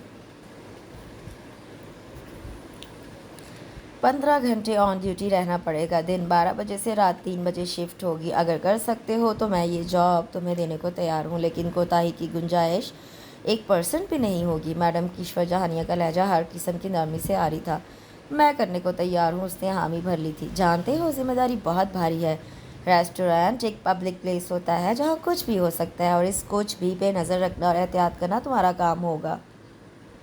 और स्टाफ की सर्विस में ज़रा सी भी मिस्टेक पूरे रेस्टोरेंट की रेपुटेशन ख़राब कर देती है, जिसकी ज़िम्मेदारी तुम पे आएगी। मैडम ने उसे जिताया था। जानता हूँ मैडम कि ये ज़िम्मेदारी बहुत भारी है, लेकिन मेरे घर की जो ज़िम्मेदारी मेरे कंधों पे है वो उससे भी ज़्यादा भारी है। ये ज़िम्मेदारी अच्छे तरीके से निभाऊंगा तो कंधों की ज़िम्मेदारी निभ सकेगी। बहरहाल मेरे ड्यूटी आवर्स में आपको कोई शिकायत नहीं मिलेगी, अलबत्ता रात 3 बजे के बाद और दिन 12 बजे से पहले का मैं जवाबदेह नहीं हूँगा। उसने भी बात वाज़े कर लेना ज़रूरी समझा था। मैडम ने उसके एतमाद पे उसे बतौर ख़ास दोबारा देखा था। कहाँ के रहने वाले हो? बेसाख्ता पूछा गया था। आप जैसे मुअज़्ज़िज़ शहरियों के लफ्ज़ों में पेंडू कहा जाता है। आई मीन गाँव का रहने वाला हूँ। अच्छा, तो तुम देहाती हो? उन्हें दिलचस्पी हुई। किसी पेंडू को इज़्ज़त बख्शना हो तो आप उसे देहाती कह लेते हैं, और किसी देहाती की इज़्ज़त को मजरूह करना हो तो उसे पेंडू करार दे देते हैं। लेकिन मुझे आप देहाती कह ले या पेंडू, मुझे कुछ ख़ास फ़र्क नहीं पड़ेगा, क्योंकि गांव मेरी शनाख्त है। उसकी गुफ्तगू में हल्की तलखी मैडम को बार बार मुतवज्जो कर रही थी। उन्हें यकीन हो चला था कि सामने बैठे आदमी के सीने में कोई शाहकार धड़कता है जो उसकी बातों को और लहजे को इनफरादियत बख्श रहा था। कुछ ज़्यादा ही शाकी लगते हो शहर वालों से। शहर वाले भी तो हमसे बेजार रहते हैं। ऐसी बात तो नहीं है, तुम गलत समझते हो। तो फिर आप भी गलत समझ रही हैं। मैं शहर वालों से शाकी नहीं हूँ। मैडम, मिस्टर हमदानी आए हैं, इंटरकॉम पे इतला मिली थी। ओके, भेज दो इनको। वो रिसीवर रख के दोबारा उसकी तरफ मतवज्जा हुई। ओके एंग्री मैन, तुमसे फिर कभी फुर्सत में नशिस्त होगी। फ़िलहाल कुछ काम है और किसी से मिलना है। तुम कल 11 बजे पहुँच जाना। 1 घंटे में तुम्हें टोटली काम की नौयत समझा दी जाएगी। वो उसे तसल्ली बख्श जवाब दे चुकी थी और वो उनका शुक्रिया अदा करता खड़ा हो गया था। वापस फ्लैट पे आया तो आरिफ उसका मुंतज़िर था। जॉब मिल जाने की खुशखबरी पे वो उससे ज़्यादा खुश हो रहा था। मैडम ईश्वर जहानिया के बॉब रेस्टोरेंट के लिए एक ज़िम्मेदार इंचार्ज की ज़रूरत थी, और वो भी एक मुकर्ररा मुद्दत तक के लिए, क्योंकि उनका पहला इंचार्ज अपने फैमिली प्रॉब्लम की वजह से मुल्क से बाहर जा रहा था, और जब तक वो वापस ना आ जाता उसकी जगह किसी नए इंचार्ज की ज़रूरत थी। और उस ज़रूरत के लिए उन्हें अखबार में इश्तिहार देना पड़ा था, जो इत्तफाक से आरिफ की नज़रों से भी गुजरा था, और उसने पहली फ़ुर्सत में उसे बुला लिया था। ज़रूरत की इंतहा और नीयत की लगन ने ये नौकरी उसके नसीब में रख दी थी। बेशक मैडम ने उसे कुछ अर्सा के लिए आर्जी तौर पर ही अपॉइंट किया था, मगर फ़िलहाल उसके लिए ये भी बहुत था। कम अज़ कम चंद माह तो रोज़गार की सहूलत का सहारा रहता, और फिर इस अरसे में वो कोई और जॉब भी ढूंढ सकता था। वो मैडम ईश्वर जहानिया के रेस्टोरेंट इंचार्ज के तौर पर काम कर रहा था, और उसकी 1 माह की कारकर्दगी में मैडम को काफ़ी खुशगवार और हैरानकुन तब्दीलियाँ देखने को मिली थी। उससे बहुत सी नई चीज़ें मुतारफ़ करवाई थी, जिनसे रेस्टोरेंट की साख पे अच्छा असर पड़ा था और यंग जनरेशन के लिए दिलचस्पी बढ़ गई थी। अलबत्ता कुछ रूल्स पहले से भी ज़्यादा टाइट कर दिए गए थे, जिनकी तरफ खुद मैडम की भी तवज्जो नहीं थी, मगर अब उनकी आंखें खुल गई थी और वो वक्तन फ़वक्तन उसकी तारीफ़ खुले दिल से करती थी। लेकिन आज उन्होंने पहली बार उसे अपने ऑफिस में बुलाया था। اس نے وال کلاک دیکھا، دن کے 4 بجے کا وقت تھا اور میڈم نے اسے جلدی پہنچنے کی تاکید کی تھی۔ وہ گہری سانس لیتا کرسی چھوڑ کر باہر نکل آیا تھا، پھر ریسیپشن پہ رک کر اپنے ماتحت مینیجر کو کچھ ہدایات دی اور ریسٹورنٹ سے نکل آیا۔ آدھے پون گھنٹے میں وہ میڈم کے آفس پہنچ چکا تھا، وہ بھی اسی کا انتظار کر رہی تھی۔ اطلاع ملتے ہی اسے اندر بلا لیا تھا۔ السلام علیکم۔ وعلیکم السلام، آؤ بیٹھو۔ انہوں نے اپنے سامنے والی کرسی کی سمت اشارہ کیا تھا۔ کام کیسا جا رہا ہے؟ آپ خود چیک کر سکتی ہیں۔ کوئی پرابلم تو نہیں ہے؟ نہیں، سب کچھ ٹھیک ہے، وہ ریلیکس انداز میں جواب دے رہا تھا۔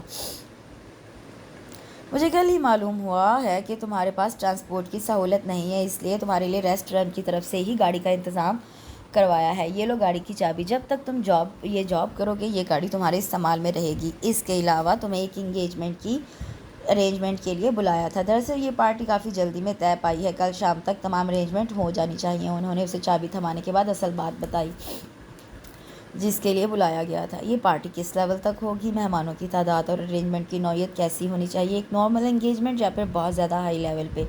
وہ اتنے شارٹ نوٹس پر پریشان نہیں ہوا تھا بلکہ اپنے مطلب کے سوال پوچھنے لگا تھا۔ یہ رباب کی ایک بیسٹ فرینڈ کی انگیجمنٹ ہے، وہ شاید کسی میرج ہال میں ارینجمنٹ کروا لیتی لیکن مہمانوں کی تعداد اتنی نہیں تھی، اس لیے رباب نے اسے اپنے ریسٹورنٹ میں انوائٹ کر لیا اور تمام ایکسپینسز رباب افورڈ کرے گی اور اس کے علاوہ بھی۔ لو وہ خود آ گئی ہے، تم سارا مسئلہ خود ڈسکس کر لو۔ اچانک ان کے آفس روم کا دروازہ کھول کر کوئی اندر داخل ہوا تھا۔ اس کی چونکہ دروازے کی سمت پشت تھی اس لیے دیکھ نہیں پایا تھا۔ مام، آپ نے اپنے انچارج سے بات کی؟ اس سے چھوٹتے ہی پوچھا۔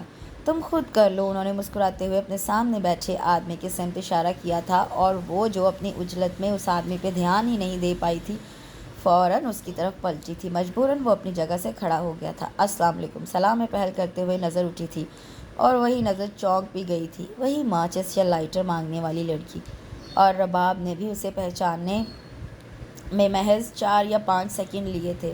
وہی سگریٹ نہ پینے والا آدمی۔ ہیلو، اس نے آہستگی سے کہا تھا۔ نہ جانے کیوں اس کو دیکھ کر رباب کچھ نہ کہہ سکی تھی۔ اتنے میں میڈم اپنے موبائل کی رنگ ٹون سنتے ہی کھڑی ہو گئی تھی اور اپنا بیگ بھی اٹھا لیا تھا۔ دیکھو مائی سن، مجھے مسز گیلانی کے ساتھ ایک ویلفیئر پارٹی میں شرکت کرنی ہے، تم بیٹھے ہو، جیسا انتظام کروانا ہے تفصیل سے خود ہی بتا دو۔ وہ رباب کا گال تھپکتی اسے بھی اللہ حافظ کہتی چلی گئی تھی اور وہ دونوں اجنبی دیکھتے رہ گئے تھے۔ پھر وہ آہستگی سے چلتی ہوئی اپنی ماں کی سیٹ پہ جا بیٹھی تھی۔ اگر میں غلطی پر نہیں تو ہمارے restaurant incharge mister Hamid Ansari تھے، پھر آپ؟ وہ دانستہ اپنا سوال ادھورا چھوڑتے ہوئے ایک مکمل استفسار چاہ رہی تھی۔ وہ بھی اس کے تم کون ہو اور یہاں کیسے کا سوالی انداز سمجھ گیا تھا۔ مسٹر حامد انصاری شاید کچھ عرصے کے لیے ملک سے باہر گئے اور 1.5 ماہ پہلے میڈم نے مجھے جاب کے لیے اپائنٹ کیا ہے، اس لیے اب وہ بھی جواب ادھورا چھوڑنے کے باوجود ایک مکمل جواب دے چکا تھا۔ اوہ، پھر تو آج آپ کو میری جی حضوری کرنا ہی پڑے گی۔ وہ اس کی 2 ماہ پہلے والی بات کو درمیان میں لا کر جتا رہی تھی، وہ ابھی اس کا مطلب سمجھ چکا تھا۔ یہ جی حضوری نہیں، میری جاب ہے۔ جاب بھی تو میرے ملازم کی ہے اور ملازم جی حضوری ہی تو کرتا ہے۔ وہ اپنی اپر کلاس سوسائٹی کی طرح غرور تفاخر میں رہنے والی لڑکی ہرگز نہیں تھی، مگر نہ جانے کیوں وہ آج اس اجنبی کے سامنے تفاخر دکھا رہی تھی۔ ملازم وہ ہوتا ہے جو معاوضہ لیتا ہے، اور معاوضہ دے کر جی حضوری کروانا کیسا؟ اس کے اعتماد میں ذرا برابر کمی نہیں آئی تھی اور رباب جہانیاں اندر سے حیران رہ گئی تھی کہ اس روز ایک فٹ پاتھ پر بیٹھ کر انتہائی مایوسی اور مزمل سے انداز میں بھی اتنا ہی پر اعتماد تھا، اور آج اس کے آفس میں اس کے سامنے ملازم کی حیثیت سے بیٹھ کر بھی اتنا ہی پر اعتماد تھا، اگرچہ دونوں ملاقاتوں کی نوعیت یکسر مختلف تھی۔ اس روز وہ اس کا تابع نہیں تھا جبکہ آج وہ ہر طرح سے اس کا تابع تھا، پھر بھی اتنی خود اعتمادی۔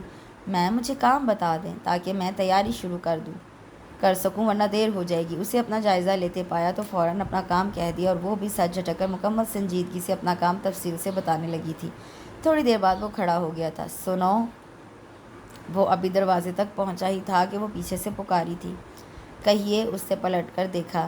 میں جی حضوری کی قائل نہیں ہوں، آپ کی اس روز والی بات کی وجہ سے مذاق کر رہی تھی، آپ کو برا لگا ہو تو آئی فیل سوری فار دیٹ۔ اس دفعہ حیران ہونے کی باری اس کی تھی۔ وہ رباب جہانیہ کو دیکھنے پر مجبور ہو گیا تھا۔ جتنی تیکھی اور گھمنڈی وہ دیکھنے میں نظر آتی تھی، اندر سے وہ اتنی ہی نرم گرم مزاج کی مالک تھی۔ کیا آپ کو زیادہ برا لگا؟ وہ اس کی خاموشی پہ قریب آ گئی تھی۔ نو، اٹس اوکے، وہ متوجہ ہوتے فوراً نفی میں گردن ہلا کر اللہ حافظ کہتا چلا گیا تھا۔ اگلے روز شام 6 بجے وہ پارٹی کی تمام ارینجمنٹ دیکھنے کے لیے خود ریسٹورنٹ آ گئی تھی، تب وہ اسٹیج کی آرائش کو کمپلیٹ کرواتے ہوئے ایک آخری اور مطمئن سی نگاہ سے دیکھ رہا تھا۔ پورے ہال کا جائزہ لینے کے بعد وہ واپس پلٹا تو سامنے سے آتی رباب جہانیہ کو دیکھ کر ٹھہر گیا تھا۔ کام مکمل ہو گیا؟ جی بالکل، اس نے ہاتھ کے اشارے سے اسے ہال اور اسٹیج دیکھنے پہ اکسایا تھا، اور وہ حقیقتاً اتنی اچھی ارینجمنٹ دیکھ کر خوش بھی ہوئی اور مطمئن بھی۔ کسی چیز کی کمی ہو تو آپ ابھی بتا سکتی ہیں، ابھی 2 گھنٹے کا وقت ہے، مزید بہتر انتظام ہو سکتا ہے۔ نہیں، سب کچھ پرفیکٹ ہے، دیٹ از گریٹ۔ اس سے برملا سر رہا تھا اور وہ ریلیکس ہو گیا تھا۔ تھینک یو سر، نیچے ایک کپل اپنی ویڈنگ اینیورسری سیلیبریٹ کرنا چاہتا ہے، آپ پلیز۔ ایک ویٹر نے آ کر اطلاع پہنچائی تھی۔ ٹھیک ہے، میں آ رہا ہوں، اس نے کہہ کر اب آپ کی سمت دیکھا۔ اوکے میم، آپ سے تھوڑی دیر بعد ملاقات ہوتی ہے، تب تک میں نیچے جا کر انتظامات دیکھ لوں، وہ اجازت طلب کرنے والے انداز میں کہہ رہا تھا۔ اوکے، آپ جا سکتے ہیں، اس نے سر ہلا دیا اور اپنے بیگ سے گاڑی کی چابی نکالتے ہوئے خود بھی سیڑھیوں کی سمت بڑھ گئی تھی، لیکن کچھ یاد آنے پہ اپنے سے آگے سیڑھیاں اترتے اپنے اس انچارج کو پکارا تھا۔ سنیے جی، کہیے کیا نام ہے آپ کا؟ وہ اس کے سوال پہ پل بھر کو ٹھٹکا تھا، پھر آہستگی سے بتایا۔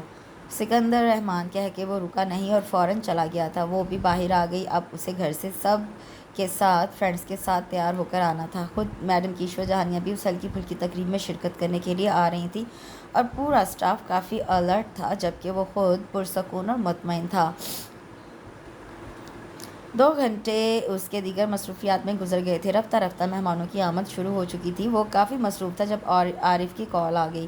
خیریت اس وقت؟ ہاں، میں صبح گاؤں جا رہا ہوں، جب میں جاؤں گا تب تم سو رہے ہوگے، اس لیے پوچھ رہا ہوں کہ شاید تم نے کوئی پیغام وغیرہ بھجوانا ہو۔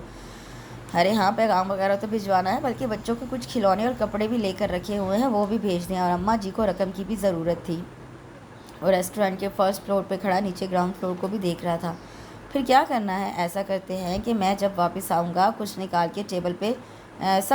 کے ٹیبل پہ رکھ دوں گا، تم لے جانا، یا پھر تم صبح مجھ کو ہی جگا لینا۔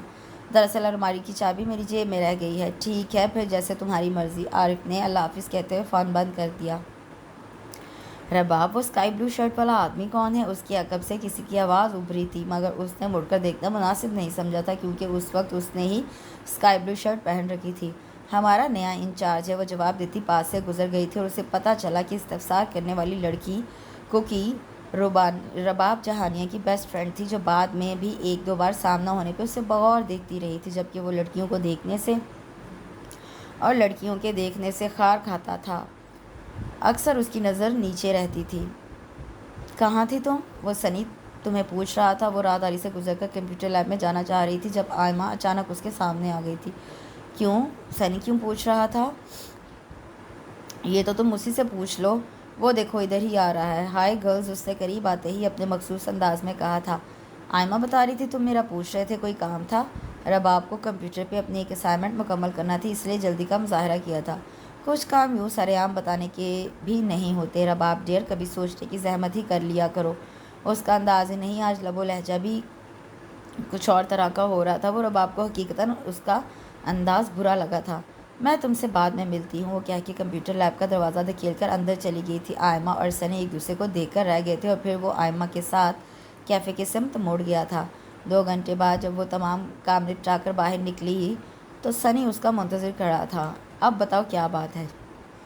اب لنچ ٹائم ہو رہا، میرا خیال ہے ہماری بات لنچ کے دوران ہو سکتی ہے۔ اتنی دیر سے انتظار کر رہا تھا، اب تو بھوک سے برا حال ہے۔ دیکھو سنی، کوکی کی طبیعت ٹھیک نہیں، مجھے اس کی طرف جانا ہے۔ تم جو کہنا چاہتے ہو ابھی کہہ دو، پلیز اتنا سسپینس مت پھیلاؤ، مجھے اچھا نہیں لگتا، اس نے خفگی سے کہا۔ میں سسپینس نہیں پھیلا رہا، صرف اتنا کہہ رہا ہوں میرے ساتھ لنچ پہ چلو، پھر بات کرتے ہیں۔ سنی بھی ابن ڈھیٹ تھا۔ یہ الگ بات تھی کہ وہ رباب کے سگے ماموں کا بیٹا تھا، یعنی کزن تھا، لیکن اتنا قریبی اور گہرا رشتہ ہونے کے باوجود وہ اس سے بچ کے رہتی تھی، کیونکہ جو مزاج وہ رکھتا تھا وہ کسی بھی وقت کچھ بھی کر سکتا تھا۔ اگر تمہاری بات اتنی ہی اہم ہے تو ابھی کہہ دو، اور اگر نہیں تو پھر گڈ بائے، وہ کہہ کے آگے بڑھ گئی تھی۔ رباب رکو پلیز، وہ لپک کے اس کے سامنے آ گیا تھا۔ میں لیٹ ہو رہی ہوں، تیز تیز قدم اٹھاتی اپنی گاڑی کی سمت بڑھ رہی تھی۔ سنی کی بات کو اگنور کر دیا تھا، اور سنی اس کی حرکت پر تل ملا اٹھا تھا۔ اس نے اپنی گاڑی نکالتے ہوئے میڈم کیشور جہانیہ کے آفس کا رخ کیا تھا۔ آخر اسے پھوپھی کے سامنے شکایت بھی تو کرنی تھی، جبکہ رباب پہلے اس کی ڈھکی چھپی معنی خیز گفتگو اور بے باک انداز سے چڑھتی تھی، اور اب سرعام اس کے لوفرانہ اور بیہودہ انداز و بیاں سے نفرت کی حد تک خار کھانے لگی تھی۔ وہ حد سے بڑھنے لگا تھا۔ رابی بیٹا بات سنو۔ اسے سیڑھیوں کی سمت بڑھتے دیکھ کر میڈم کشور جہانیہ نے اسے بے ساختہ پکار لیا تھا۔ البتہ رابی سے ہی اندازہ ہو رہا تھا کہ وہ بے حد سنجیدہ ہیں، ورنہ وہ اسے بہت پیار سے رباب ہی کہتی تھی، اور اس کا یہ نام رباب کافی فیمس تھا۔ ریسٹورنٹ سے لے کر کمپنی کی تیار کردہ تمام پروڈکٹس میں یہی نام استعمال ہوتا تھا۔ قریبی جاننے والے اور اس کے فرینڈز بھی اسے رباب ہی کہتے تھے۔ یس مام۔ وہ سیڑھیوں کی ریلنگ سے ہاتھ ہٹاتے ہوئے ان کے قریب آ گئی تھی۔ وہ ڈرائنگ روم کے اس حصے میں بیٹھی تھی جس سے سیڑھیاں اوپر جاتی تھی۔ بیٹھو، مجھے تم سے کچھ بات کرنی ہے۔ جی کہیے، اتنی احتیاط کیوں کر رہی ہیں؟ تم جانتی ہو نا، چند روز پہلے مسز گیلانی اور مسٹر گیلانی اپنے بیٹے کا پروپوزل لے کر آئے تھے۔ آف کورس جانتی ہوں، اور میں یہ بھی جانتی ہوں کہ میں نے اس پروپوزل سے انکار کر دیا تھا۔ اس نے کندھے اچکائے تھے۔ لیکن بیٹا، اب ایک اور پروپوزل آیا ہے اور یہاں انکار و اقرار دونوں ہی مشکل میں ہیں۔ میں خود سوچ میں پڑ گئی ہوں۔ وہ بے حد سنجیدہ تھی، بلکہ ڈسٹرب تھی، مگر اپنی ڈسٹربنس کا ظاہر نہیں ہونے دے رہی تھی۔ کس کا پروپوزل ہے؟ اسے زیادہ دلچسپی تو نہیں تھی، پھر بھی پوچھ لیا تھا۔ بھائی صاحب اور بھابھی بیگم آئے تھے، سنی کے لیے تمہارا ہاتھ مانگنے، اور جواب اقرار میں چاہتے ہیں۔ کیا سنی کے لیے؟ وہ یکدم کرنٹ کھا گئی تھی۔ ایسا ہی کرنٹ میڈم کشور جہانیہ کو بھی لگا تھا، لیکن وہ بھائی اور بھابھی کے سامنے اپنے تاثرات چھپا گئی تھی اور رباب سے بات کرنے کا وقت لے لیا تھا۔ ہاں، ان کا کہنا ہے کہ سنی تمہیں پسند کرتا ہے اور سنی کی خواہش پہ ہی وہ یہاں آئے ہیں۔ کل سنی خود بھی مجھ سے ملنے آفس آیا تھا، لیکن میں آفس میں نہیں تھی، اس لیے اس کی مجھ سے بات نہیں ہوئی۔ لیکن مام، آپ سنی کے کریکٹر کو اچھی طرح جانتی ہیں۔ وہاں امریکہ میں اس نے کیا کیا گل کھلائے ہیں، وہ ہم سے چھپے ہوئے تو نہیں ہیں، اور جو کچھ وہ یہاں کر رہا ہے وہ بھی ہضم کر لینے کے قابل نہیں۔ روز اس کی باہوں میں کوئی نیا وجود بکھر رہا ہوتا ہے، اور وہ چلا ہے مجھ سے شادی کرنے۔ نو، اٹس امپاسبل، ٹوٹلی امپاسبل، وہ کہتی ہوئی صوفے سے کھڑی ہو گئی تھی۔ پیچھے سے انہوں نے پکارا بھی تھا، مگر وہ رکی نہیں۔ اس نے انکار کرنا تھا سو کر دیا۔ اب اس کی ماں جانتی اور اس کا ماموں جانتا۔ کوکی، میں اس سے شادی کروں گی جو صرف مجھ سے محبت کرے گا، جو صرف میرا ہوگا، صرف میرا۔ وہ نسوانی آواز پہ چونک گیا تھا، اور وہ آواز کے تعاقب میں نگاہ دوڑائی تو رباب جہانیہ اپنی فرینڈ کوکی کے ساتھ شاپنگ مال کے پارکنگ ایریا سے نکلتی دکھائی دی۔ ان کا رخ شاپنگ مال کے اندرونی حصے کی سمت تھا، اور وہ بھی اسی سمت جا رہا تھا۔ ہو سکتا ہے وہ تم سے محبت کرتا ہو سنی۔ محبت اور ہوس تین الگ الگ چیزیں ہیں، اور ان تین چیزوں میں صرف دو چیزیں اکٹھی ہو سکتی ہیں، سنی اور ہوس، کیونکہ محبت ان دونوں چیزوں سے کوسوں دور ہے۔ محبت سنی کے قریب اور سنی محبت کے قریب ہرگز نہیں آ سکتے۔ وہ دونوں باتیں کرتی ہوئی تھرڈ فلور پہ جانے کے لیے بٹن پش کرتے ہوئے لفٹ میں داخل ہوئی تھی، اور وہ جو ان کے پیچھے چلا آ رہا تھا اطمینان سے سیڑھیاں طے کرتا سیکنڈ فلور پر آ گیا تھا۔ بڑے دنوں بعد شاپنگ کی ضرورت پیش آئی تھی، اس لیے کچھ خریدنا ہوتا تو وہ اپنے لیے کچھ خریدنا ہوتا تو وہ اتنے مہنگے شاپنگ سینٹر کا انتخاب ہرگز نہ کرتا، لیکن وجہ یہ تھی کہ آج اسے اپنے گھر والوں کے لیے اتنی مدت بعد شاپنگ کرنا تھی۔ موسم بدل رہا تھا اور سرما کی آمد تھی۔ اس کی بہنوں، بھرجائی اور ماں کو یقیناً کپڑوں کی ضرورت تھی۔ بے شک پچھلے سرما کے کپڑے اس دفعہ بھی استعمال ہو سکتے تھے، مگر نئی چیز کا شوق کسے نہیں ہوتا؟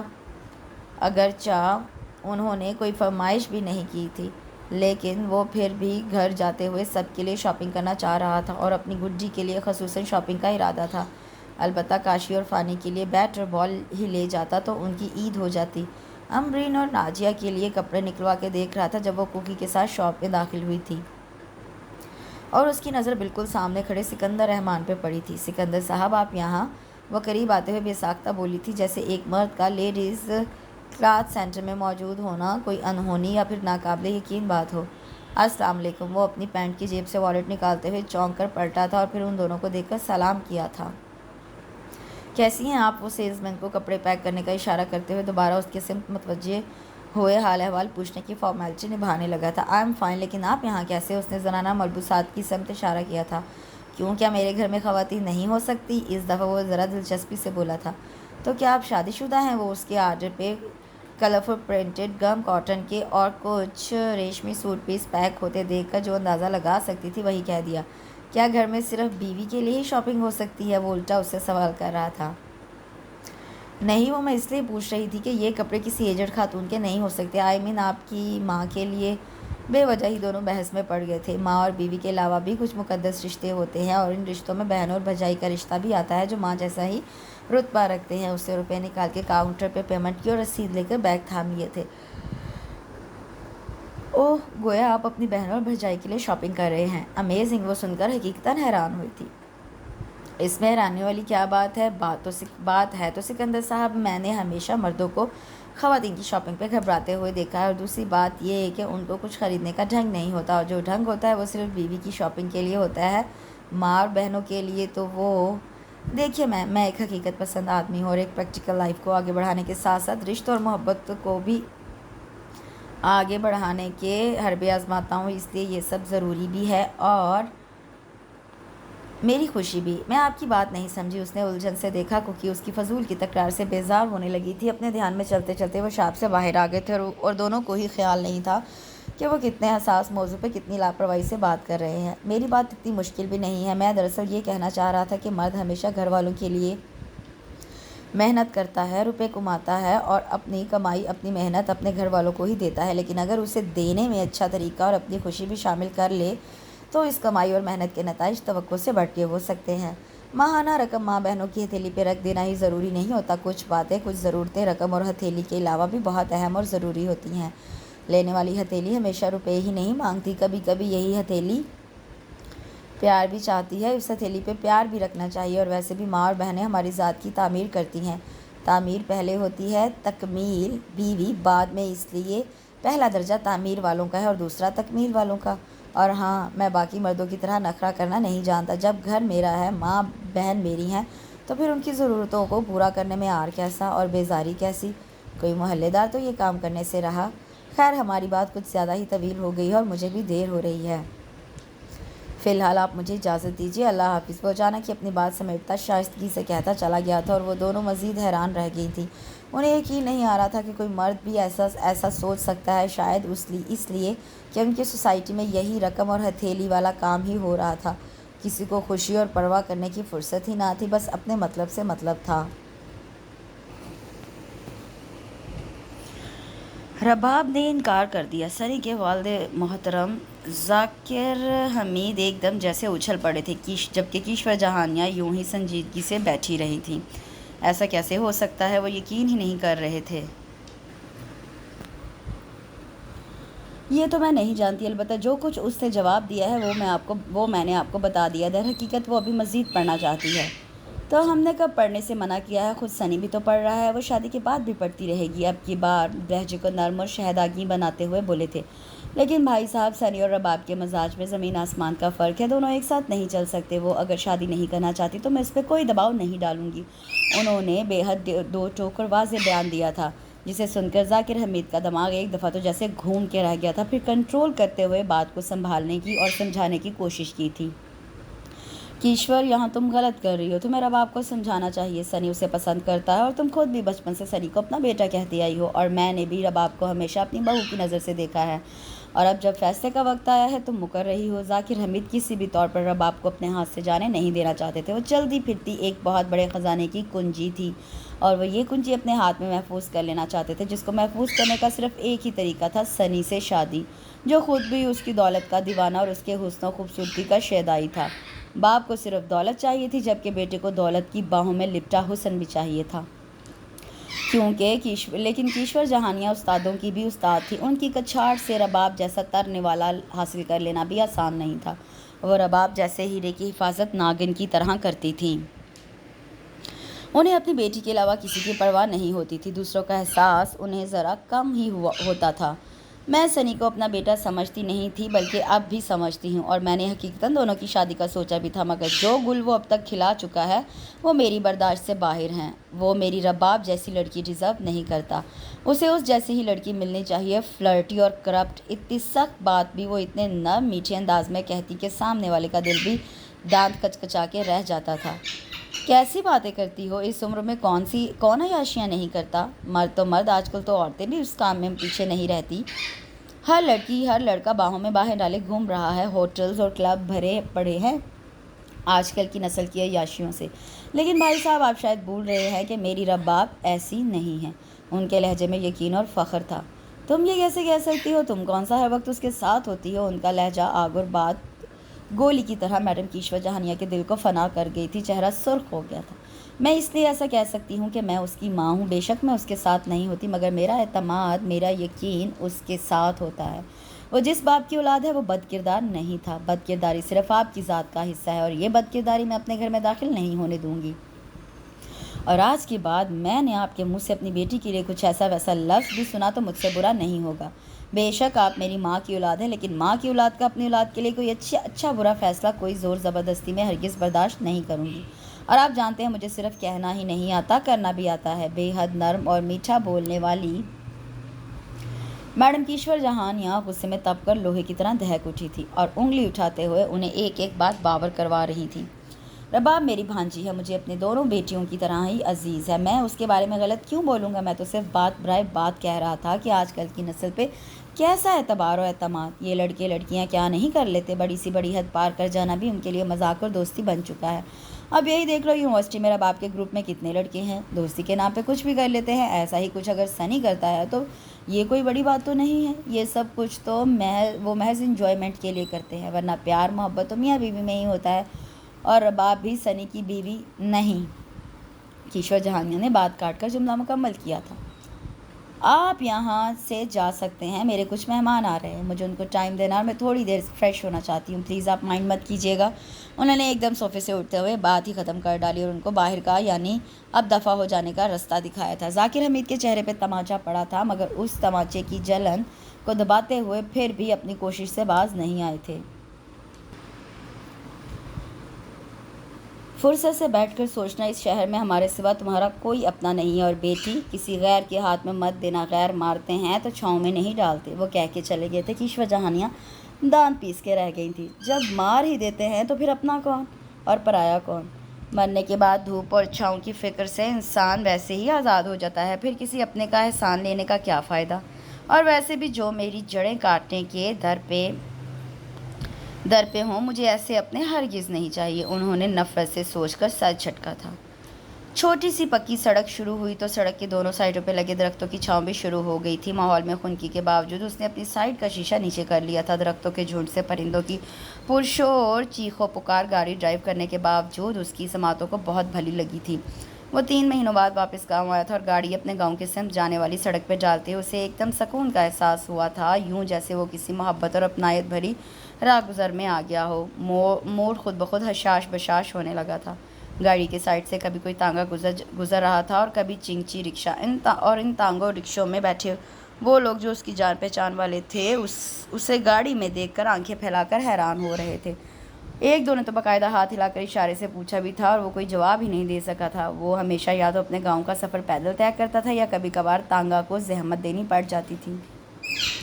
گاڑی کا سفر پہلی مرتبہ ہو رہا تھا. حیران تو سب کو ہونا تھا. اڈے سے اپنے گاؤں تک 2 کلومیٹر کا راستہ اس نے بڑی بے دھیانی میں طے کیا تھا. گاڑی کی سپیڈ کافی کم تھی، اس طرح سے چند منٹ کا راستہ بھی کافی طویل لگا تھا. گاؤں کی حدود شروع ہوتے ہی ایک اور سڑک شروع ہوتی تھی جو گاؤں میں داخل ہونے کے لیے معاون ثابت ہوتی تھی. مگر افسوس یہ سڑک کچی اور ناہموار تھی، بلکہ گاؤں کی کچھ گلیوں کا بھی یہی حال تھا. کیونکہ اس سڑک اور گلیوں کی تعمیر کے لیے ملنے والی گرانٹ اکثر ناظم اور نائب ناظم مل کر ہضم کر جاتے تھے اور ریکارڈ لگ جاتا تھا کہ گلیاں اور سڑک تعمیر ہو گئی ہیں، جبکہ گاؤں کے لوگ کچی نالیوں، ٹوٹی پھوٹی سڑک اور گلیوں کی تعمیر ہونے کے انتظار میں ہی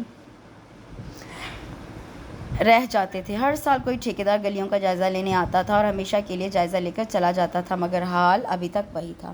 وہ کچی سڑک پہ گاڑی ڈالتے ہوئے اپنے حواسوں میں لوٹ آیا تھا. کچھ دیر بعد وہ ہر کھڈے سے جمپ لینے کے بعد اپنے گھر کے دروازے پہ گاڑی روکے ہارن دے رہا تھا. بڑا سا لکڑی کا دروازہ اماں نے ہی کھولا تھا اور اسے گاڑی میں دیکھ کر حیران رہ گئی تھی. ان کی حیرانی دور کرنے کے لیے وہ گاڑی سے اتر آیا تھا. السلام علیکم اماں. اس نے ان کے سامنے جھکتے ہوئے سلام کیا تو انہوں نے بھیگتی آنکھوں سے دیکھ کر اسے اپنے سینے سے لگا لیا تھا. ماں صدقے جائے میرا پتر کتنے دنوں بعد آیا ہے. وہ اس کی پیشانی اور بال چومتے ہوئے اس کے کندھوں پہ بھی ہاتھ پھیر رہی تھی. چاچو. کاشی اور فانی اسے دیکھ کر خوشی سے چیخ اٹھے تھے. اس نے بے اختیار دونوں کو جھک کر لپٹا لیا تھا. کیسے ہو میری جان؟ انہیں پیار کرتے ہوئے نرمی سے پوچھا تھا. ایک دم شہزادے ہیں چاچو، آپ کی طرح، فانی نے سینہ تان کر کہا تھا اور بے ساختہ مسکرا دیا تھا. تو پھر جلدی سے دونوں دروازہ کھول لو، میں گاڑی اندر لے آؤں. باہر بچے گلی ڈنڈا کھیل رہے ہیں، کہیں کوئی نقصان ہی نہ کر ڈالیں. اس نے دونوں کو تھپکا اور وہ دونوں تیزی سے دروازے کے بڑے بڑے لکڑی کے پٹ گھر کی دیواروں تک واک کرتے چلے گئے اور وہ پلٹ کر گاڑی اندر لے آیا. گڈی ابھی سو رہی تھی، اس لیے اس کی چہکار سنائی نہیں دی تھی۔ ناجیہ، امرین اور بھرجائی تینوں اس کے قریب آ گئی تھی۔ اسے اتنے دنوں بعد دیکھ کر سبھی بہت خوش تھے، لیکن صرف بھرجائی کی پلکیں نم تھیں۔ بھرجائی، میں اتنے دنوں بعد آپ لوگوں کو خوش دیکھنے کے لیے آیا ہوں، یہ آنسو دیکھنے نہیں۔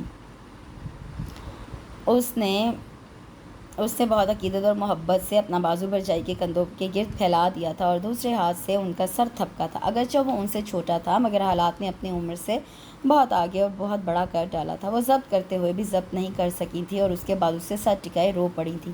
وہ ان کی موجودہ کیفیت اور دکھ کو اچھی طرح سمجھتا تھا۔ وہ جانتا تھا وہ اس کی آمد پہ رو رہی ہیں، کیونکہ جب پہلے وہ ہسپتال سے گھر آتا تھا تو حیدر بھائی، بھرجائی کے شوہر، اسے دیکھتے ہی ایک جاندار سا نعرہ لگاتے تھے، اوئے آیا میرا جوان، میرا شہزادہ، اور پھر اپنے بازو پھیلا دیتے تھے اور اتنے زور سے اسے اپنے سینے سے لگاتے کہ بھرجائی مذاق اڑانے لگتی کہ اتنی زور سے تو کوئی کسی لڑکی کو بھی سینے سے نہیں لگاتا ہوگا جتنے زور سے وہ سکندر کو سینے سے لگاتے ہیں۔ اور کبھی کبھی وہ حیدر بھائی سے نظر بچا کے بدلہ چکا لیتا تھا کہ آپ کیوں جیلس ہوتی ہیں، آپ کو اتنے زور سے سینے سے نہیں لگاتے اس لیے، اور وہ شرما کے رہ جاتی تھی اور جو چیز ہاتھ میں ہوتی وہ سکندر کی سمت دے مارتی تھی، مگر وہ ہر بار بچ جاتا تھا اور ہر بار حیدر بھائی بیچ میں آ جاتے تھے۔ لیکن آج سب کچھ ویران تھا، سب شرارتیں، سب خوشیاں، سب کھلکھلاٹیں، سب ایک انسان کے ساتھ مر گئی تھیں۔ سب گھر والوں کو احساس ہوتا تھا کہ جیسے ان کے دل دفن ہو گئے ہوں، لیکن اس سب سے ہٹ کے بھرجائی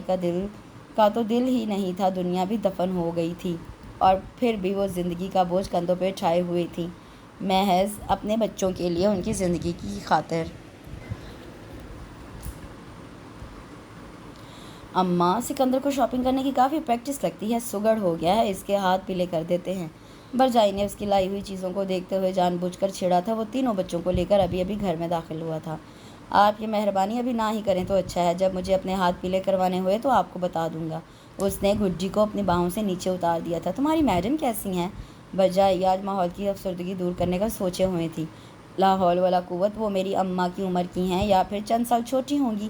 ایک جوان جہان بیٹی کی ماں ہے، اس سے گھبرا کے کانوں کو چھوا تھا۔ ہیں، جوان جہان بیٹی؟ انہیں خوشی ہوئی تھی۔ اس نے حیرت سے بھرجائی کو دیکھا کہ کیسی بہکی بہکی باتیں کر رہی ہیں۔ آپ ٹھیک تو ہیں؟ اس کی تشویش پہ اماں ہنستی ہوئی اٹھ گئی تھیں۔ میں تو ٹھیک ہوں، تم یہ بتاؤ میڈم کی جوان جہان بیٹی دیکھنے میں کیسی ہے؟ یقیناً خوبصورت ہوگی، نکچڑی سی۔ ہاں یہ تو ہے، اس نے اعتراف کیا تھا۔ کبھی تم سے ملی؟ ہاں کئی بار، باتیں بھی کی ہیں۔ Of course.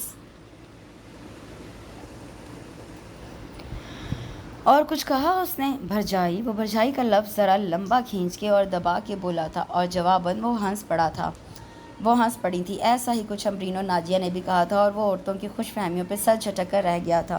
وہ اسی سوچ میں گم تھا کہ عارف نے دروازہ بجایا۔ وہ اٹھ کر بیٹھک کی طرف چلا آیا۔ خیریت ہے نا؟ ہاں، میں صبح شہر جا رہا ہوں۔ عارف کچھ سنجیدہ لگ رہا تھا۔ کیوں، تم تو شاید ایک ہفتے کی چھٹی پر آئے تھے؟ ہاں، لیکن آفس کی طرف سے کال آئی ہے، میرا ٹرانسفر اسلام آباد برانچ میں ہو رہا ہے۔ پرسوں مجھے اسلام آباد جانا ہوگا۔ لیکن کیوں، اچانک ٹرانسفر کیسے ہو سکتا ہے؟ وہ خود بھی عارف کے ٹرانسفر کا سن کر پریشان ہو گیا تھا۔ اچانک نہیں ہوا، میرا ٹرانسفر 6 ماہ پہلے ہی ہو رہا تھا، مگر میں نے یہ آرڈر رکوا دیے تھے۔ لیکن اب تو جانا ہی پڑے گا۔ بہرحال 1.5 سال کا ایگریمنٹ ہے، بعد میں واپس تمہارے پاس ہی آ جاؤں گا۔ اب تو تم بھی ایڈجسٹ ہو ہی گئے ہو، یقیناً تمہیں زیادہ پریشانی نہیں ہوگی۔ ویسے بھی فون پہ تو تم سے رابطہ رہے گا ہی۔ عارف اسے تسلی دے رہا تھا۔ وہ سب تو ٹھیک ہے یار، لیکن وہ شہر ہی کیا جس میں کوئی اپنا یار نہ ہو؟ سکندر بے دل سا ہو گیا تھا اور عارف مسکرا اٹھا۔ اسی لیے کہتا ہوں یار ایک نہیں ہونا چاہیے، کم از کم 2 یار تو ہونے چاہیے۔ ایک بچھڑ جائے تو دوسرے کے سامنے بندہ اس جدائی پہ رو ہی لے۔ اب تم بھی ایک اور یار بنانے کی کوشش کرو، نہیں تو ہمیں کہو، ہم بنا دیتے ہیں۔ عارف کے لہجے میں ذومینی سی شرارت تھی۔ سکندر نے نظر اٹھا کے اسے گھورا۔ یہ کوششیں تم اپنے لیے ہی کرو تو بہتر ہوگا۔ وہ اٹھ کر دروازے میں کھڑی اماں کے ہاتھ سے چائے کے کپ لے کر اس کے سامنے میز پر رکھتے ہوئے بولا تھا۔ اس کے طنز پہ عارف یکدم ہنس پڑا تھا۔ یہ تو تم ٹھیک کہہ رہے ہو، خیر تم کب جا رہے ہو؟ میں بھی صبح ہی جاؤں گا، اگر تمہیں جلدی نہیں تو پھر میرے ساتھ ہی چلنا، 8-9 بجے گھر سے نکل چلیں گے، گاڑی بھی ہے پاس، آسانی رہے گی۔ ٹھیک ہے، پھر ساتھ ہی چلیں گے۔ وہ اس سے ہاتھ ملا کر اللہ حافظ کہہ کے چلا گیا تھا اور وہ بیٹھک سے صحن میں آ گیا۔ ذاکر، حمید اور سنی نے ہر ممکن کوشش کر ڈالی تھی، مگر رباب کا انکار اقرار میں نہیں بدلا تھا۔ اس پہ ایک اور مصیبت کہ کیشور جہانیاں بھی بیٹی کی رضا میں راضی تھی، لیکن ذاکر، حمید کی بیوی، بیٹیاں اور بیٹا تلمرا رہے تھے۔ کیشور جہانیاں جب بیوہ ہوئی تھیں تو تب رباب 7 سال کی تھی اور خود کیشور جہانیاں بھی جوان جہان تھی۔ شوہر کا کاروبار کی کافی مضبوط بنیاد چھوڑ گیا تھا۔ وہ اپنے دکھ سے نڈھال تھی جب ذاکر حمید نے خزانے کی دنیا اپنے قبضے میں کرنے کے لیے مدد اور ہمدردی میں ان کے شوہر کا کاروبار سنبھالنا شروع کر دیا تھا، مگر بہت ہی کم عرصے میں انہیں کہیں غلطی کا احساس ہوا تھا، اور ویسے بھی امریکہ جیسے فاسٹ ملک میں رہ کر وہ کتنی دیر تک شوہر کا سوگ منا سکتی تھی۔ چنانچہ بہت جلد وہ خود شوہر کی سیٹ پہ آ گئیں۔ اگرچہ ذاکر حمید نے اپنی ہیلپ دینے کی بہت آفر کی، مگر کیشور جہانیہ کا ایک ہی جواب تھا کہ وہ سنبھل چکی ہیں اور سب سنبھال سکتی ہیں۔ اس طرح ذاکر حمید ان کے بزنس سے ہٹ گئے تھے، لیکن دل میں بہن کے لیے غصہ اور نفرت لے کر پھر جیسے جیسے وہ کاروبار پھیلاتی گئیں ان کے سینے پہ سانپ لوٹنے لگے تھے۔ جس دولت کے خواب وہ دیکھتے تھے وہ دولت کیشور جہانیہ بینکوں میں جمع کرتی جا رہی تھی، اور ہر چیز پہ ایک ہی مہر تھی، رباب جہانیہ۔ رفتہ رفتہ ان کی بیوی نے ان کو عقل دلائی کہ رباب نام کا سگنیچر آپ کے ہاتھ میں آ جائے تو آپ بڑے سے بڑا چیک کیش کرا سکتے ہیں۔ تب ان کی ساری توجہ سنی کی طرف مبذول ہو گئی تھی، جس کے ذریعے وہ یہ چیک اور سگنیچر حاصل کر سکتے تھے۔ سنی ان کا مطلب سمجھ گیا تھا، مگر اپنی فطرت پہ قابو بھی نہیں پا سکتا تھا۔ لڑکیاں اس کی کمزوری تھی، اور احتیاط کے باوجود رباب ہر بار اسے لڑکیوں کے ساتھ دیکھ لیتی تھی۔ آخر ایک روز کیشور جہانیہ نے بزنس وائنڈ اپ کر کے پاکستان جانے کا فیصلہ کر لیا، اور ذاکر حمید ہکا بکا رہ گئے تھے۔ انہیں اس فیصلے سے روکا بھی تھا، لیکن وہ فیصلہ کر چکی تھی، اس لیے رکنا ناممکن تھا۔ سو اپنے لالچ میں ذاکر حمید بھی ان کے ساتھ ہی پاکستان آ گئے تھے۔ ان کو ڈر تھا کہ رباب کو کوئی اور ہی نہ لے اڑے، جبکہ رباب نے کبھی سنی کے بارے میں سوچنا بھی گوارا نہیں کیا تھا۔ اور آج کل جب انہیں پتہ چلا کہ رباب کے لیے 3 پرپوزل آ چکے ہیں، فوراً وہ بھی پرپوزل لے کے پہنچ گئے تھے، لیکن وہاں سے کورا جواب ملتے ہی ان کی خبیث اور لالچی فطرت عروج پہ چلی گئی تھی۔ انہوں نے سنی کو بلا کر اسے کوئی کام سونپا تھا، اور سنی اس کام کو سن کر بہت خوش ہوا تھا، آنکھوں میں چمک آ گئی تھی۔ آج سارے گروپ نے ایک ساتھ اس کے گھر پہ ہلہ بول دیا تھا، اور وہ ان سب کو دیکھ کر خوش ہوئی تھی۔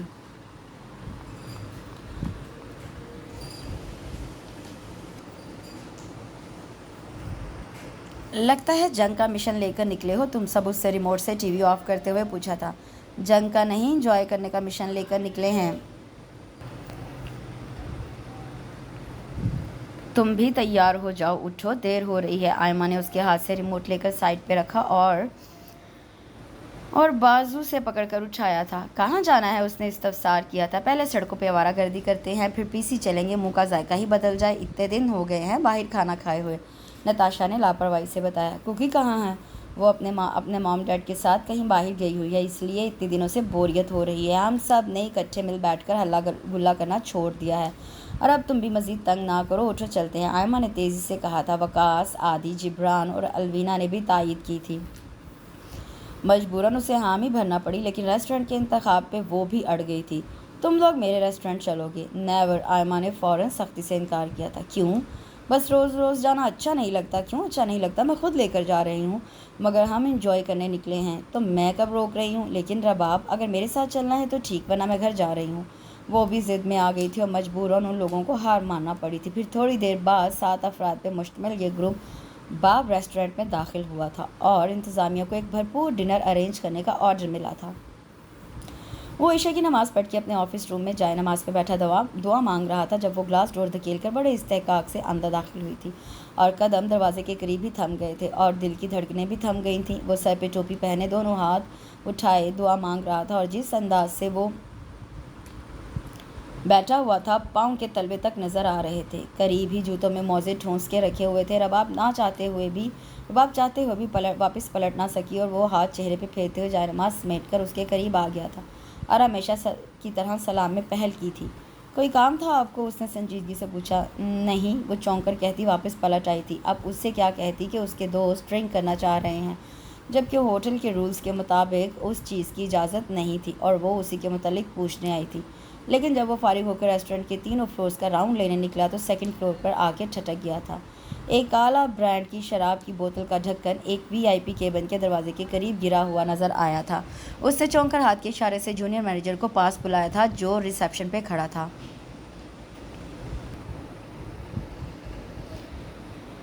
یہ کیبن کس نے ریزرو کروایا ہے؟ سر، میڈم رباب نے کروایا ہے، ان کے کچھ دوست بھی ساتھ ہیں۔ میڈم کا لفظ سنتے ہی اس کے ماتھے پہ سلوٹیں پڑ گئی تھیں۔ 2 منٹ کے لیے ان کو باہر بلاؤ، اس نے مینیجر کو حکم دیا، اور اگلے چند سیکنڈ میں وہ اس کے روبرو کھڑی تھی۔ اگر آپ کو اپنے فرینڈز کو عیاشی کا موقع دینا ہی تھا تو کسی اور جگہ کا انتخاب کر لیتی۔ اپنے ریسٹورنٹ کی ریپوٹیشن خراب کرنے کا کس نے کہا تھا؟ वो अच्छा खासा बरहम हो रहा था। आई एम सॉरी, मैंने इन लोगों को मना भी किया था, मगर मेरे आने से पहले वो ड्रिंक कर चुके थे। मैम, वो कर नहीं चुके थे, बल्कि अभी भी कर रहे हैं। उसने अध खुले दरवाजे से नज़र आते अंदरूनी मंजर की सिमत इशारा किया था, जहां आदि नई बोतल का ढक्कन खोलते हुए खुद सिप लेने के बाद नताशा के मुंह से लगा रहा था। रबाब की नज़र झुक गई थी। वो कितनी ही मॉडर्न सही, लेकिन खुद इन हरकतों से कोसों दूर थी। अलबत्ता दोस्तों को रोकना भी चाहती तो नहीं रोक सकती थी। अब जब ये लोग इस हालत में यहाँ से जाएंगे तो उनको देखने वाले क्या नतीजा अख्ज़ करेंगे। यही ना कि बाब रेस्टोरेंट अय्याशी का अड्डा है। यहाँ शरीफ लोगों का आना मुहाल है। यहाँ शराब व शबाब का कारोबार हो रहा है। वो तलख हो गया था। गुस्सा उसके चेहरे से वाज़े नज़र आ रहा था। मैंने कहा ना सर, आई एम सॉरी, मुझे नहीं पता था कि वो लोग यहाँ आकर ये सब करेंगे। मैम, आपको पता होना चाहिए था कि आपकी क्लास के लड़के लड़कियां जब इस तरह रात के 12-1 बजे घरों से निकलकर सड़कों का रुख करते हैं तो अच्छे और नेक इरादे लेकर हरगिज़ नहीं निकलते। और आपको यहाँ आने से पहले ये सोचना चाहिए था कि ये एक रेस्टोरेंट है, क्लब नहीं। बेशक आप मालिक हैं, लेकिन फ़िलहाल जिम्मेदारी मुझ पे है। हर बात के लिए मुझे जवाबदेह होना पड़ेगा, क्योंकि मैडम जहानिया का मुलाजिम मैं हूँ, आप नहीं। उसे समझ नहीं आ रहा था कि वो रबाब समेत उन लोगों को उठाकर कहाँ फेंक दे जो उसकी जॉब के दुश्मन हो गए थे। वो उसका लाल बब्बू का चेहरा देख रही थी। थोड़ी देर पहले वो कितना नर्म, कितना दिलकश लग रहा था, और अब एकदम अंगारा बना चंगारियाँ छोड़ रहा था। एक्सट्रीमली सॉरी, आइंदा ऐसा नहीं होगा। बहरहाल ये लोग जब तक रश कम नहीं हो जाता यहाँ से नहीं जा सकते। इनको अंदर ही रहना होगा। ग्राउंड फ्लोर और फर्स्ट फ्लोर कस्टमर से भरे पड़े हैं, लिहाजा आप फ़िलहाल वापस जाने का इरादा मत कीजिएगा। ओके, ऐसा ही होगा, वो कहकर अंदर चली गई थी।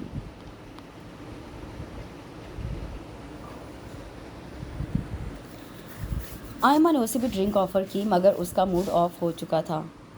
अपने सामने रखे फ्रेश जूस का ग्लास उठा लिया था। आयमा उसकी एहतियात बरतने पर मुस्कुराई थी, और आदि ने आंख दबाते हुए आयमा का हाथ चूम लिया था। अलबत्ता गले का हार नताशा बनी हुई थी, और अलवीना वकास और जिब्रान के दिल को लुभा रही थी, लेकिन रबाब के जहन में उसकी डांट गूंज रही थी। रात 2:30 बजे का वक्त था जब वो लोग आगे पीछे रेस्टोरेंट से निकलते चले गए थे, लेकिन रबाब का सर उस कदर भारी और आंखें इतनी बोझल हो रही थी कि सीढ़ियाँ उतरते हुए एकदम पाँव फिसल गया था। वो सीढ़ियाँ, और यकीनन सीढ़ियों से स्लाइड लेती फर्श पे जा गिरती अगर अचानक उसके पीछे सीढ़ियाँ उतरता सिकंदर उसे दबोच ना लेता। लेकिन फिर भी उसका सैंडल पाँव से निकलकर नीचे जा गिरा था। उसने उसे बगौर देखा तो उसकी हालत मशकूक नज़र आई थी। दूसरों को मना करने वाली। दिल में नागवारी की लहर उठी थी और उसे कदमों पे खड़ा रहने का होश दिलाया था, मगर वो अपना होश गंवाए हुए थी। मजबूरन वो उसे अपने साथ सीढ़ियाँ उतारता लाया था और उसका सैंडल उठाकर उसके हवाले कर दिया था, और वो यूं ही गिरती पड़ती बाहर निकल आई थी। ग्लास डोर से उसको सीढ़ियों के छोटे से सतून के साथ लड़खड़ाकर सहारा लेते हुए देखा तो बेख्तियार बाहर निकल आया था, मगर वो उसके पहुंचने से पहले ज़मीन पर लुढ़क चुकी थी। उसने तेज़ी से उसे संभाला था कि कहीं चिकने फर्श की वजह से चोट ना आ गई हो। सिक्योरिटी गार्ड भी लपक के करीब आया था। सर, मैम ठीक तो है? वो तशवीश से पूछ रहा था। ठीक होती तो यहाँ होती, उसने नागवारी से कहा, और उसका चेहरा थपका था। पानी, इतनी सर्दी के बावजूद उसे प्यास का एहसास हो रहा था। जाओ पानी लेकर आओ, उसने पलटकर गार्ड को कहा। वो फ़ौरन पानी ले आया था, जबकि वो इस सतून से टेक लगाए बैठी थी। पानी पी लीजिए, उसने ग्लास सामने किया। वो पलकें मूंदे हुए थी। मैम, पानी पी लीजिए, उसने ना चाहते हुए भी उसका कंधा थाम के हिलाया था, लेकिन वो इस हद तक गाफिल थी कि हाथ बढ़ाकर पानी का ग्लास नहीं थाम सकी थी, और वो उसे सहारा देकर पछता रहा था। वो काम करने पड़ रहे थे जो वो सोच भी नहीं सकता था। ग्लास उसके होंठों से लगाया तो उसने एक घूंट लिया और पलकें उठा के उसे देखा। आंखें नशे के बोझ से गुलाबी पड़ गई थी। ग्लास होंठों से लगा होने के बावजूद वो बोझल शरबती आंखों से उसे देख रही थी। फिर अचानक ग्लास होंठों से हटाया, मगर पानी छलक कर उसकी गर्दन और शर्ट का गिरेबान भगो गया था, और वो दोबारा बेसुध हो गई थी। बिल आखिर उसने मैडम की ईश्वर जहानिया का पर्सनल नंबर डायल किया था। आप इस वक्त यहाँ आ सकती हैं? क्यों, क्या हुआ? मैडम, रबाब इस वक्त नशे की हालत में रेस्टोरेंट के बाहर बेहोश पड़ी हैं। मेरे ड्यूटी आवर्स ख़त्म हो चुके हैं, आप आकर उन्हें संभाल सकती हैं। रबाब नशे में? वो यकदम शॉक्ड रह गई। जी, इस वक्त वो मुकम्मल नशे में है। ओह माय गॉड, ये कैसे हो सकता है? उनको यकीन नहीं आया था। आप आ जाएं, क्योंकि ये हो चुका है, मुझे ऑफ़ भी करना है। रुको सिकंदर, होटल से तो तुम पहले ही ऑफ़ हो चुकी हो, यकीनन घर जा रहे होगे। प्लीज़ तुम रबाब को घर ले आओ। अब अगर मैं खुद आऊँ या ड्राइवर को भेजूँ तो 1 घंटा सफ़र में ज़ाया हो जाएगा। लेकिन मैडम, मुझे अपने फ्लैट इसे ड्रॉप करने में तुम्हें ज़्यादा से ज़्यादा आधा घंटा लगेगा। प्लीज़ इसे ले आओ, मेरा तो दिमाग माउफ हो रहा है। उन्होंने बड़ी आसानी से वो तो उसके गले डालकर फ़ोन बंद कर दिया था, और वो एक हाथ में उसके सिल्वर कलर के सैंडल उठाए दूसरे बाजू से उसे सहारा देते हुए पार्किंग तक लाया था। اسے میں ڈراپ کر دیتا ہوں۔ اچانک ہی گاڑیوں کی سائڈ سے نکل کر کوئی اس کے سامنے آ گیا تھا۔ آپ کون ہیں؟ میں اس کا کزن ہوں، اسے ہی ڈھونڈتا ہوا آیا ہوں، لاؤ ادھر۔ وہ مزید آگے بڑھا۔ آپ کے پاس کیا پروف ہے کہ آپ ان کے کزن ہیں؟ اس نے سختی سے کہا۔ کیا یہ پروف کافی نہیں کہ میں کہہ رہا ہوں رباب کا ہونے والا شوہر پچھلے 10 گھنٹوں سے کہاں تھا؟ میرے ساتھ زیادہ بکواس مت کرو، اسے میرے حوالے کرو۔ سنی بدتمیزی اور بےہودگی پر اتر آیا تھا اور یہ دونوں چیزیں سکندر جیسے آدمی کو غصہ دلا جاتی تھی۔ اس نے سینڈلز گاڑی کی چھت پہ رکھتے ہوئے اپنے مضبوط ہاتھ کا مکہ گھما کر اس کی ناک پہ دے مارا تھا اور سنی چکرا کے رہ گیا تھا۔ اس نے پلٹ کر تیزی سے لاک کھولا اور رباب کو اندر ڈال دیا تھا۔ اس کے سینڈل اندر پھینکے اور دروازہ انتہائی زور سے بند کر دیا تھا۔ اسے مکہ بھی اس نے اسی لیے مارا تھا کہ اسے خالی ہاتھ ہونے کی مہلت مل جائے۔ وہ گھوم کر اپنی سائڈ پہ آیا کہ سنی اس پہ جھپٹ پڑا۔ تم کون ہوتے ہو اس کو ساتھ لے جانے والے؟ میں اسے لے کے جاؤں گا۔ اس نے دوسرا مکہ مارنے سے بھی گریز نہیں کیا تھا، مگر سنی بھی اپنا شکار جانے نہیں دینا چاہتا تھا۔ آخر اتنی مشکلوں اور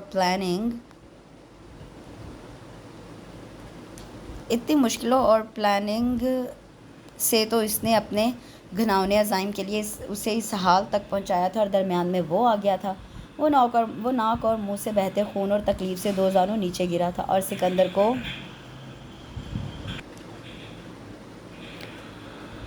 گاڑی وہاں سے نکالنے میں محض 4 منٹ لگے تھے۔ اس نے گاڑی سپیڈ پہ چھوڑ دی تھی۔ جب میڈم نے اپنی بیٹی کو احتیاط سے پہنچانے کا کام اسے سونپا تھا تو اسے ہر حال میں یہ کام احسن طریقے اور پوری ذمہ داری سے کرنا تھا۔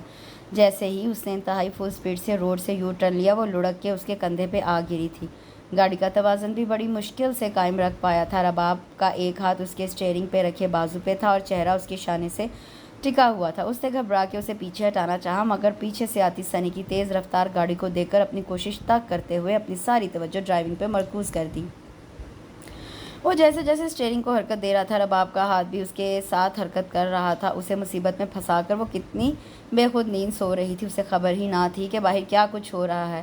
سنی نے اس کی گاڑی کو ٹھوکر مارنی چاہی تھی، مگر وہ مزید سپیڈ تیز کرتے ہوئے آگے نکل گیا تھا۔ اب ان کے پیچھے پولیس کی گاڑی کا سائرن بجنا شروع ہو چکا تھا اور سنی مزید کچھ بھی کیے بنا ہوا ہو گیا تھا۔ اس نے گاڑی میڈم کیشور جہانیہ کے گھر کے روڈ پہ ڈال دی تھی۔ 5 منٹ بعد وہ ہارن دے رہا تھا۔ بڑا سا وائٹ کلر کا گیٹ چوکیدار نے بڑی پھرتی سے کھولا تھا۔ میڈم جہانیہ اپنے ارد گرد گرم شال لپیٹے پوٹی کب میں قریب ہی بے چینی سے ٹہل رہی تھی۔ اس کی گاڑی اندر آتے دیکھ کر برق رفتاری سے قریب آئی تھی۔ اتنی دیر لگا دی تم نے، میں تو پریشان ہو رہی تھی۔ وہ سخت تاثرات لیے نیچے اتر آیا تھا۔ آپ کا ایک رشتہ دار مل گیا تھا جو انہیں اپنے ساتھ لے جانا چاہتا تھا، اس لیے دیر ہو گئی۔ ہمارا رشتہ دار؟ جی ہاں، خود کو ان کا کزن بتا رہا تھا۔ کون؟ سنی؟ نام میں نہیں جانتا۔ تو کیا وہ اس کے ساتھ تھا؟ پہلے تو نہیں، البتہ واپسی پہ اچانک کہیں سے چلا آیا تھا۔ پہلے اس کے ساتھ کون تھا اور اس نے ڈرنک کیسے کی؟ وہ ہر بات ابھی کے ابھی پوچھ لینا چاہتی تھی اور اس سے تمام تفصیل بتا دی، جسے سن کر انہیں غصہ تو بہت آیا، مگر اس وقت وہ ہوش و حواس سے بیگانہ تھی اور وہ کچھ بھی کہنے سے قاصر تھی۔ اس کی سائڈ کا دروازہ کھول کر سکندر کو اشارہ کیا۔ ادھر آؤ، اسے کمرے میں پہنچا دو، میں اکیلی اسے نہیں لے جا سکتی۔ ان کا نیا آرڈر سن کر وہ چکرا گیا تھا، لیکن اس آرڈر سے بچنے کا یا پھر بہانہ بنانے کا کوئی بھی راستہ نہیں تھا۔ مرتا کیا نہ کرتا کہ مصداق اسے رباب جہانیہ کا بوجھ اٹھانا پڑا تھا، لیکن ایک بے خبر حسینہ کو اس کے کمرے تک پہنچانے کے لیے اس نے جیسے اپنی آنکھیں اور دھڑکنیں بند کر لی تھی۔ میڈم جہانیہ خود بھی اس کے پیچھے ہی آ رہی تھی۔ پھر سیڑھیاں چڑھتے ہوئے تیزی سے آگے بڑھ کر انہوں نے رباب کے بیڈ روم کا دروازہ کھول دیا تھا۔ وہ اندر آ کر اسے بیڈ پہ ڈال چکا تھا، لیکن غصے سے دماغ کی شریانیں پھٹنے کے قریب ہو گئی تھی۔ اس نے پلٹ کر دیکھنا بھی گوارا نہ کیا اور اس کے کمرے سے تیر کی طرح نکل گیا تھا۔ میڈم روکتی ہی رہ گئی تھیں۔ موم پلیز بلیو می، میں نے ڈرنک نہیں کیا۔ میں نے ڈنر کے بعد فریش جوس لیا تھا۔ مجھے نہیں معلوم کہ میرے ساتھ کیا ہوا تھا اور جوس میں نشہ کیسے آ گیا۔ آپ کو میرا یقین کرنا چاہیے، میں نے پہلے کبھی ایسی حرکت کی ہے؟ وہ ہوش میں آئی تو ماں کو خاصے برہم موڈ میں دیکھ کر ٹھٹک گئی تھی، لیکن جو کچھ وہ سمجھ رہی تھی وہ کہہ رہی تھی وہ رباب کے لیے ناقابل قبول تھا۔ وہ شراب کا الزام سنتے ہی چکرا گئی تھی۔ جوس میں نشہ کیسے ہو سکتا ہے جبکہ جوس ہمارے اپنے ریسٹورنٹ کا تیار کردہ تھا؟ یہ بات آپ ہوٹل مینیجر اور انچارج سے پوچھیے۔ رباب چڑھ گئی۔ سکندر احمان کے ہوتے ہوئے ایسی کوتاہی نہیں ہو سکتی، بلکہ اس نے تو ہماری پہلی کوتاہیوں اور غفلت پہ کافی کنٹرول کیا ہے۔ میڈم جہانیہ کو جیسے یقین تھا۔ تو پھر ایسا کیوں ہوا؟ وہ ماں اس سے الجھ رہی تھی۔ جب رباب بری طرح الجھ چکی تو اس نے ریسیور اٹھا کر نمبر ڈائل کیے تھے۔ آپ فوراً رباب والا پہنچے، آپ سے کچھ بات کرنی ہے، اس نے کہہ کر ریسیور کیڈر پر ڈال دیا تھا۔ تم نے اسے کیوں بلایا؟ مام، کہیں نہ کہیں آپ کے اسٹاف کی غلطی ہے اور میں اس غلطی کو جان کر رہوں گی۔ رباب تلملائی ہوئی تھی۔ آدھے گھنٹے بعد وہ ان کی عدالت میں حاضر تھا۔ یس میم، آپ جانتے ہیں کل رات میں آپ سے کہہ رہی تھی کہ مجھے اپنے فرینڈ کا ڈرنک کرنا اچھا نہیں لگ رہا۔ انہوں نے میری اجازت کے بغیر ڈرنک کیا اور مجھے برا لگا۔ کیا دوسروں کی حرکت میں ناگواری کے بعد میں خود یہ حرکت کر سکتی تھی؟ اس کے عجیب سے تفتیشی انداز پہ وہ الجھن میں مبتلا ہو گیا تھا۔ بولیے، آپ چپ کیوں ہیں؟ آئی ڈونٹ نو میم، میں یقین سے تو کچھ بھی نہیں کہہ سکتا۔ آپ کی نیچر آپ کے گھر والے ہی جان سکتے ہیں کہ آپ کس حد تک جا سکتی ہیں۔ آپ سیاسی پالیسی سے کام لے کر اپنے آپ کو بچا رہے ہیں۔ در حقیقت میری کل رات والی حالت جوس پینے کی وجہ سے ہوئی تھی۔ جوس میں یقیناً کچھ ملاوٹ تھی۔ وہ یکدم چیخ اٹھی تھی۔ وہ دم بخود رہ گیا تھا۔ میڈم جہانیہ کو بیٹی پہ غصہ آیا تھا۔ آہستہ بات کرو۔ مام، آپ اس انسان کی اچھائی دیکھ دیکھ کر فدا ہوئی جا رہی ہیں۔ کیا آپ یہ بھول گئی ہیں کہ غلطی اور کوتاہی کسی سے بھی ہو سکتی ہے؟ وہ خود پہ لگائے الزام سے تڑپ رہی تھی اور وہ اپنے آپ پہ الزام آتا دیکھ کر دنگ رہ گیا تھا۔ نشہ کرنا آپ لوگوں کا کام ہے، ہمارا نہیں۔ ہم اپنے ہوش و حواس میں رہتے ہیں اور غلطیوں پہ نظر رکھتے ہیں۔ آپ کی طرح حواس کھونا ہمیں نہیں آتا۔ غلطی آپ کی طرف سے ہے، میری طرف نہیں۔ وہ بھی چپ نہیں رہ سکتا تھا۔ اور اگر آپ کی کوتاہی ثابت ہو گئی تو وہ چیلنج پہ اتر آئی تھی، تو میں ہر سزا سہنے کے لیے تیار ہوں۔ آپ کی جاب بھی جا سکتی ہے اور آپ کو معافی بھی مانگنا ہوگی۔ میں سب کروں گا، لیکن غلطی آپ کی ہوئی تو معافی آپ کو مانگنا ہوگی۔ اس کے ساتھ ہی میں یہاں یہ اختتام کرتی ہوں فرسٹ پارٹ کا۔ انشاءاللہ اس کا سیکنڈ پارٹ میں کل اپلوڈ کروں گی۔ یہ بہت انٹرسٹنگ ناول ہے۔ جس نے بھی پہلے یہ نہیں پڑھا، نہیں سنا، میری ان سے یہ ریکویسٹ ہے یہ ضرور سنیں اور پڑھیں، کیونکہ بہت ہی خوبصورت ناول ہے۔ اگلا حصہ تو اس سے بھی زیادہ پیارا اور بہت ہی خوبصورت ہے، جس میں ان کا ایک ہڈن نکاح بھی ہوگا۔ تو بیسیکلی یہ ہڈن نکاح بیسڈ بھی ناول اس کو کہہ سکتے ہیں۔ تو کل تک کے لیے مجھے اجازت دیجیے، اس ناول کا انتظار کریے اور پلیز لائک، شیئر اور کمنٹ ضرور کریے گا۔ اپنا بہت سا خیال رکھیں، دعاؤں میں یاد رکھیں۔ اللہ حافظ۔